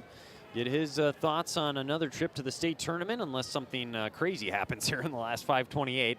And we'll go over all the stats. We'll have the box score, the scoring, all that and more. Is Tucker Bolstead running out there without his helmet on. He puts it on at the last second. There's the snap. Belinsky firing over the middle. It's caught. Stiff arm. It's going to be a first down. Dante Frank to the 45, a gain of 17. That play was off from the start because they only had 8 guys on the field. Well, they just were looking for a challenge, I guess. No, it's. I think they're starting to put some players in, and now he's coming up to the sideline saying, "What's going on over here?" Yeah, that was strange. I think he just went out there because he was the closest to the coach at the time. Sure. 6 catches, 70 yards now for Frank. He's also got 41 yards on the ground, so the senior in what's going to be his last high school game doing work. Deep pass down the left side, man there, and the ball was a little underthrown, but hauling it in inside the 15. What a catch by Leo Kingbird. That is a big gain there of about 32 yards. Yeah, just a perfect throw, bombed it down the field, and able to haul it in was Kingbird. Nice play. Yeah, big gain there. They're throwing it pretty well now. They're up to 173 yards through the air. Actually over 200 because I forgot about the trick play for the touchdown as well. Here's the 1st and 10 play from the 12. Belinsky rolls to the right. He's going to try and leap a man at the 10. He's brought down there after a gain of 2. Sorensen got enough of him, and you can see the Fertile-Beltrami coaching staff. Like you mentioned, Chris, I'm pretty sure that's, I don't know if that's legal or not, but Fertile-Beltrami not too happy with that by the looks of it. Yeah, they're still asking for an exclamation or explanation. Here's the snap, fire over the off the hands, incomplete, almost intercepted. As coming up there from the secondary to almost pick that one off at the last second was Briar Strem, and that'll bring up a 3rd down from the 10, 3rd and 8. Fertile-Beltrami's trying to put the exclamation point while getting an explanation. There you go. Hey, now I can do it. Words are fun. It's going to be 3rd down from the 10, 4:21 to go. Well, give them Blackduck credit, still playing hard. They've gone down the field in just about a minute and have gotten it down to the Fertile-Beltrami 10-yard line. One running back to his left. Belinsky takes the snap. 2 receivers right. He's looking that way. Nobody open yet. He's just going to have to throw this one up, and that one's going to be intercepted by Fertile-Beltrami. Across the 5, spinning at the 10, and eventually being tracked down there was the man himself, Brody Rain, hauling that one in. He had a catch earlier in the game. Now he catches one on the defensive side of the ball. 1st down for Fertile-Beltrami. Well, and he did a great job. He jumped into the passing route, leaped in the air. He was probably a good 2 feet in the air when he made that grab, so caught it right at the top, kept it nice and high, and then he tried to get a little bit of a return going as well. And that'll set up a 1st and 10 from their own 11, theoretically, as it looks like they do have some of the second-string guys out there now. They could run the rest of this clock off here, use the whole length of the field, and win this game. And they got to get a play first, so they're going to have to take a timeout here. Sometimes that happens when you get the second-string guys out there. Somebody's got to have the play call. So, the 1st and 10, ball in the 11 here. We'll take a quick 30-second break. Fertile-Beltrami will have it when we come back. You're listening to the Section 6 9-man championship on KROX. You're watching Crookston Pirate Activities on the KROX live stream. It's brought to you in part by Riverview Health, American Crystal Sugar Company, CHS Egg Services, Christian Brothers Ford, Bremer Bank, Grove Mechanical, Crookston Eye Clinic and Foston Eye Clinic, Crookston Valley Co-op, Hugo's Family Marketplace, United Valley Bank, the Benedictine Living Community, Villa St. Vincent, Ottertail Power Company, Crookston School District, Cess Vanderhoff, Andy Omen State Farm, the City of Crookston, and Tri-Valley Head Start, all bringing you Crookston Pirate Activities on the KROX live stream. Line here for Fertile-Beltrami after the interception. They've turned Blackduck over on downs 5 times. They have 2 turnovers on interceptions as well. What a dominating effort it has been here for Fertile-Beltrami today. And they'll take the snap. Petrie, the backup QB, hands it off here, getting some playing time. And up the gut for his first carry of the day is Jonah Harstead. So the 5'10", 171-pound sophomore gets a short gain on the play of about 4 yards. Well, it's funny because the coaches told him to take his time, and then all of a sudden they go, go, go, but there's still 10 seconds left on the play clock, and he looked a little confused. That's one where the kid is like, what do you mean? Yeah. Tell me 2 things here. Which one is it, Coach? It'll be exciting. All the Fertile-Beltrami fans standing right now. It's a pretty cool sight to see.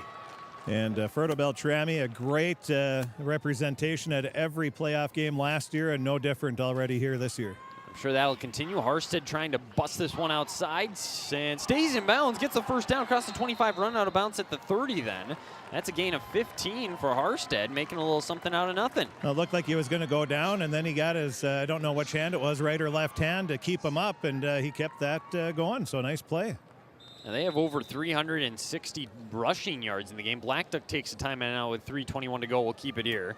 We'll go over all the stats in the postgame show, but in total, they've gone for over 400 yards of offense, 46 points, which is around their average for the season. When these two teams met in the regular season, it was 42-12 for Beltrami, and very similar, it sounds like. The regular season game also close in the first half, and then Beltrami just kind of pulled away. So it's that kind of a team, I guess. They really like to wear you down, and I can see why when you got 4 guys that can run like this team does. And that is huge, too, because you're not taking that beating that one. Last year it was heavy Everett Ballstead. This year you're going 3-4 different guys. What do you say? There's 4 people that had 10 rushes? The 3 main backs do, and then Swenby has 5 himself as the QB. So that's huge because you don't take that beating all game long. You get a play off from running the ball.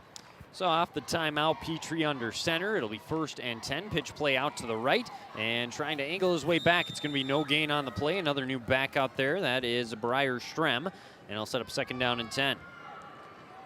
Well, let's pass along some of the guys that are out there. We have Lucas Iverson on the line. We also have Keaton Wang. And we'll try to go through some more numbers here. Drew Gullickson is out there. The tight end, Preston Hansen, I see, number 9, so he's out there as well. It'll be 2nd down and long 9 here. There's a lot of guys getting some playing time. They'll go Harstead again. He busts it out to left, 35, stays in bounds to the 40, drug down there at the 45. So look at this, a nice little showing here from him. He's got another gain of 15. Oh, Harstead saying, hey, I want some playing time, Coach. If only it worked that way. But it shows the depth that Fertile-Beltrami has. There's no doubt about it. And another guy coming in and off the field here is coming back to get the play is Petrie, but they ran someone else off. Caleb Sather. We have Micah Iverson is out there on the line. Well, going to one of the interesting stats today, Fertile-Beltrami 18 first downs. Blackduck has 17. The difference was they turned it over 5 times and had 2 interceptions. Otherwise, the offenses have been very similar. As this is a short run back to the line of scrimmage. Another new back there. That was Joseph Sorensen. So that'll bring up a 2nd down and 10. Will Stromstead brings in the play. So we're under 2 minutes to go, 150. Theoretically, just a couple more plays, and Fertile-Beltrami let the celebration begin. They'll be going back to the state tournament. Fun team to watch, fun team to follow. It's these kids, they play the game well and they play hard. As Petrie comes under center, takes the snap, will hand it off. They'll run to the right side, and powering his way forward before being brought down at the Blackduck 49. Hard physical run, and it looks like another back. Man, they just keep interchanging these guys. That time, Sather. Yep, and killed Sather. And I like what I saw because he wasn't going to back down. Usually you'll see a running back that comes in and he sees somebody's going to tackle him. He sort of shies away from the contact, but that was the opposite. He lowered the shoulder and tried to run a Blackduck player over. So they've got a wealth of talent at running back, there's no doubt. It's going to be 3rd down here in short, 55 seconds. There's 10 seconds on. This could be the last play if they let it run down long enough. They're going to take the snap, though. They'll run it. Sather trying to cut back for the 1st down. I think he's just short. It'll be about 4th and inches, but a 2-yard gain for Sather. And they are going to have to run one more play. 2-second difference between the game clock and the play clock here. But they can let this run down, run one last play, and then let the celebration begin. Fertile-Beltrami, they'll await the winner of section, 5 tonight? Ogilvie and Southridge. Yeah, Ogilvie and Southridge. They're playing at Esco at 6 o'clock, I believe, tonight. And then those two teams will play in Grand Rapids next week at that neutral location. QB sneak here will get the first down, and that should be it, I believe. A return trip to Grand Rapids for the Fertile-Beltrami Falcons. Look at this. The fans on their feet, clapping. The student section loves it. The players greeting the players coming off the field. The Fertile-Beltrami Falcons, as the final horn sounds, are going back to the Class 9-man state tournament. A convincing 46-14 win over the Blackduck Drakes. And we will talk with Coach Brian Nelson here in the postgame show at some point. Get his thoughts on the win, the state tournament appearance, and much more coming up as well. We won't have the next game on the air, but we do have two more still on the way later here tonight, as we are going to have a couple of other games going on here with Red Lake County taking on Monome and Waban, and then we'll have East Grand Forks taking on Dilworth, Clinton, Felton as well. Well, again, the final score is the Fertile-Beltrami Falcons. They win this one in convincing fashion, 46-14. We'll take a quick break. We'll be back, and plenty more coming up in the postgame show here on KROX. It's always growing season here at United Valley Bank. We're focused on growth for our customers and communities, success for farms and businesses, and improvement for ourselves. Partner with us, and you'll see firsthand just how much the right hometown banking team can change your perspective. Together, there's no limit to the heights we can reach. United Valley Bank, our roots make us stronger. Member FDIC, an equal housing lender. Harvest is more than the act of reaping what you've sown. It's the culmination of months of hard effort, along with a few weeks of working 24/7 to bring the crop in. At Sesvanderhof, we're continuously working to develop sugar beet varieties that thrive despite the pressures from disease and the challenges of nature, so that you can end each harvest on a high note. Because sharing the pride of success starts with sharing the passion to achieve it. Sesvanderhof, a passion that grows. Be ready this winter with Carhartt cold weather gear from Home of Economy. Carhartt clothing is engineered to outwork the cold, so you can get more done. It's never too cold for Carhartt. Find yours at Home of Economy. Visit the power tool experts at Home of Economy and see for yourself why so many pros choose Red. From the lumberyard to the backyard, Milwaukee Tools consistently deliver increased productivity and unmatched durability. Exceptional people, exceptional care. Riverview Health is pleased to welcome Dr. Vanita Parikh to their team. Dr. Parikh is an experienced interventional pain management physician specializing in effective treatment options to increase functionality and comfort for daily living. For appointments, call Riverview Clinic at 218-281-9595. Dr. Parikh is seeing patients in both the Crookston and East Grand Forks clinics. Riverview Health. With the fall season right around the corner, Grove Mechanical in Crookston is ready to prepare you for winter. They suggest having your heating system serviced regularly to keep things running smoothly. A skilled technician will clean and service your heating equipment to ensure safe and efficient operation. It's never too early to get ready for the upcoming winter season. Before the cold sets in, call Grove Mechanical today, your hometown heating and cooling professionals. Give them a call, 218-281-3863, or visit their website, grovemech.com. You can make a sweet life right here in the Red River Valley with a career at American Crystal Sugar Company. Our shift schedule offers 14 days off per month, which gives you time for family, friends, the great outdoors, and everything else you enjoy about small town living. Entry-level positions are available, and pay starts around $18 per hour. Apply today at crystalsugar.com and share in our sweet success.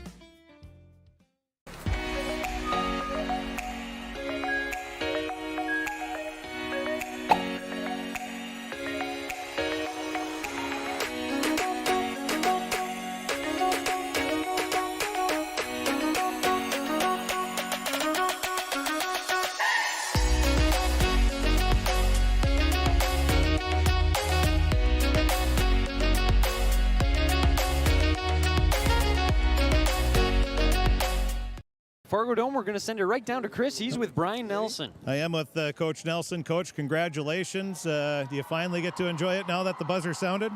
Yeah, we do. You know, all the way down about 5 minutes left. There was still some nerves and stuff, and a very explosive team we played. Like I said, Blinsky, I saw him throw a ball 60 yards in the air on the run and on a dime for a touchdown. So very athletic. He was much healthier this time when he played. Dante Frank was quite the running back, and so was that Flatness. So they had a great game plan. They came out and smacked us in the face a little bit in the first half, and I just like the way our kids responded. Throughout the year, you've really had strong second halves. What has been the big difference in that half? You know, we just go in and talk to the kids about adjustments. You know, we've seen a lot of different defensive fronts, and sometimes that confuses us a little bit. You know, it's a lot of new kids offensively.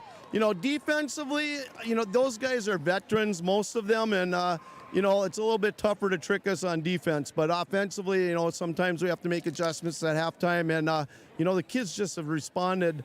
You know, there's been about 3 games. It's either been tied or we're behind, and they respond in the second half. I thought your offensive line did a fantastic job in that second half especially. Yeah, I think they started to wear down a little bit, and we do have some one-way players, although it wasn't as much as we'd hoped today because of some sick kids. We had, you know, sub in a little bit, and one guy that just plays guard had to play some defensive tackle for us, and but I just like the way the kids responded, and a great second half. And even towards the end of the first half, we were able to get a score. We knew we got the ball in the second half, plus we were able to stop them. I think that was a big key turning point. Getting that touchdown early on in the third quarter, how big was that? Huge. It kind of took the wind out of their sail. You could tell that they were pretty gassed too, and you know, but they never gave up. You know, Blinsky led them right down the field on a couple big passes, and but that was huge for us. And you know, Isaiah Wright had a really good game today. I thought he ran the ball well. He's got great vision. The one play he scored a touchdown on, it was totally opposite of where it was supposed to go. So he had a great game. I think Caden Swemmy does a great job running quarterback. Derek Sorensen had a great game at fullback, and so did Werpy. And that all starts up front with that offensive line talking to one another and figuring out blocking. And how important is it to have so many weapons offensively? When one gets tired, you know, I can give it to one of the other two. And even some of our younger kids, you know, they've had to come in certain games to give some breaks. And, you know, Harsted's a fine running back as well. He's only a sophomore. And Brierström, he's only a freshman. And he comes in and gives us a lot of good things. So, you know, we've got some depth. And, you know, I think it showed a little bit today. How does this feel to be going back to the state tournament for the second straight year? You know, a little bit unbelievable. You know, we lost a lot of kids. The kids believed we could put together a really good football team. We did, and, you know, I give all the credit to these seniors. I've never seen a group of guys lead a team like they have, treat the underclassmen so well, because they know that their backups are freshmen and sophomores. We just don't have many juniors.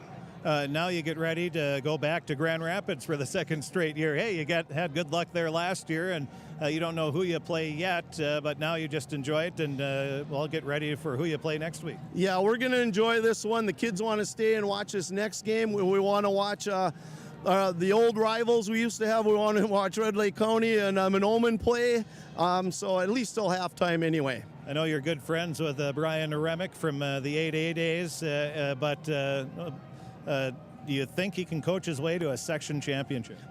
He's got a really talented group, but of course, you're meeting a nemesis there when you hear Monoman Waban, the Thunderbirds, and their coaching staff does just such a great job. So it should be a great game. It should be.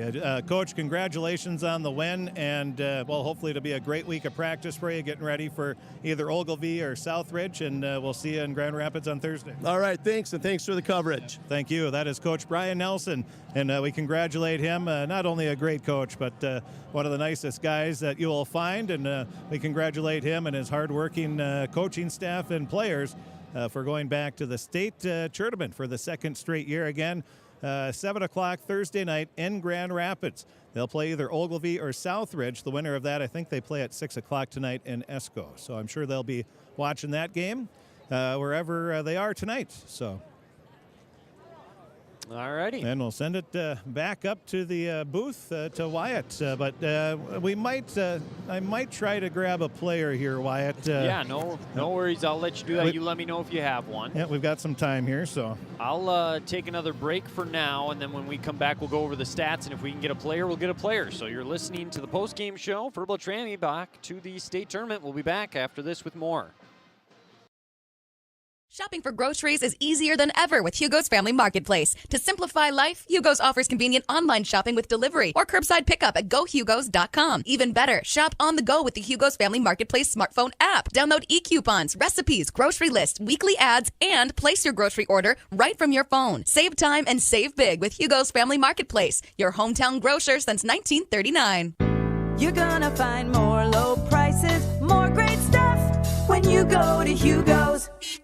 At Crookston High School, we really have a lot going on. There isn't that much going on. Oh yeah? We have softball, baseball, track and field, soccer, swimming, tennis, golf, volleyball, crap shooting, hockey, basketball, wrestling. So we have a lot of sports. And there is orchestra, band, choir, visual arts, speech, theater, Leo Club. And Crookston is one of the highest academic schools in the region. Really? Yeah, really, especially in math and science. I guess we do have a lot going on. Yeah, and that's why Crookston High School is my education destination.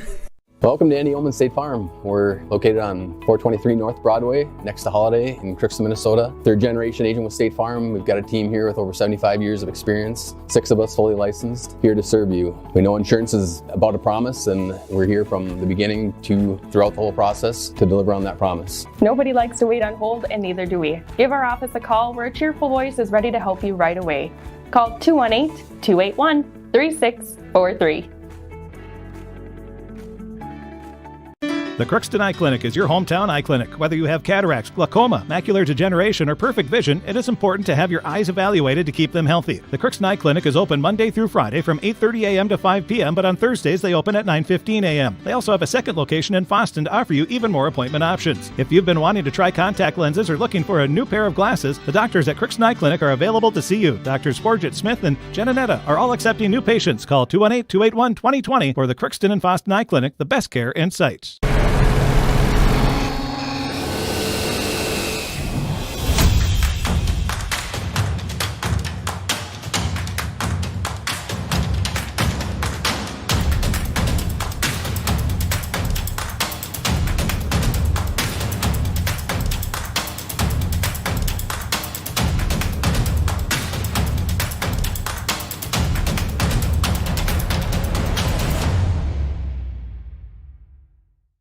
Ever wonder what your city government does for you? They provide police and fire protection, emergency and disaster preparation, building code and zoning enforcement, street repair, cleaning and snow plowing, curbside garbage and recycling collection, plus spring and fall cleanup weeks. They deliver safe drinking water and maintain a wastewater system. They care for 22 parks and provide year-round recreation activities. They give loans for economic development and housing. They do all this and much more with the help of your city employees. 6-14, back-to-back section championships and back-to-back state tournament appearances. They'll be playing next Thursday night, a game we will carry here on KROX. They're awaiting their opponent still, but we will have that one right here on the Voice of the Valley. Let's go over our stats from this one today. Offense aplenty for both of these teams. Lots of yards, lots of good individual performances. We'll start with the team stats, starting with the losing team here in this one. A great season for Blackduck. They finished 8-3 on the year. 2 of their losses coming to Fertile-Beltrami, the other one to Nevis. They avenged that loss in the semifinals last weekend, but they fall here today and finish with a record of 8-3. Through the air, they threw for 220 yards. They ran for 133 for a total of 353. They ran 59 plays in the game, 17 first downs. They committed 5 penalties for 40 yards. Individually, Evan Belinsky was 12 for 24 through the air, 173 yards. And then Brennan Cordum in the one-trick play was 1 for 147 yards on that touchdown strike to get him on the scoreboard back in the second quarter. Through the air, their leading receivers were Dante Frank, 6 catches, 70 yards. That 47-yard touchdown catch was by Bryce Franzel. He had the touchdown. That was his lone catch. 3 catches for 36 yards for Leo Kingbird, 2 for 44 for Brennan Cordium, and then 1 apiece for Ridge Flatness as well. He had a catch for 3 yards. They punted once. It was Jace Gunderson. It was a 25-yard punt. On the ground, 14 carries, 41 yards for Dante Frank. Ridge Flatness was their leading ball carrier. He had 7 rushes, 67 yards, and a score. And then Evan Belinsky from the QB spot, 13 carries, 25 yards. Those are the numbers there for Blackduck. We'll have that on our website, KROXAM.com. Later this afternoon once we can sort everything out with the scoring. Again, we're a little short-staffed, so we'll have that and more. Coaches' comments, all that on KROXAM.com. For Fertile-Beltrami in the win, what a performance it was. They had 478 total yards, 394 on the ground, 84 through the air. They ran 58 plays, 20 first downs in this game. They committed just 3 penalties for 45 yards. All of them, by the way, were on kickoffs out of bounds. So that was something they were trying to do, it looked like. So a heck of a performance from Fertile-Beltrami here in the Fargodome in the section championship. Individually through the air, Caden Swenby, 3 for 5, 84 yards in the score. On the receiving end of that score, it was Brody Rain, a catch for 23 yards in the score. Braden Werpy had a catch for 36, and then it was Isaiah Wright, a catch for 25. Caden Swenby also punted the ball once. It was just a 12-yard punt. On the ground, that's where they did most of their damage. Again, they had 394 rushing yards in this game. Isaiah Wright had 17 carries, 199 yards, and 3 scores. It was Braden Werpy eclipsing 100 yards on 13 carries for 100 even. Then it was 11 carries for 40 yards for Derek Sorensen.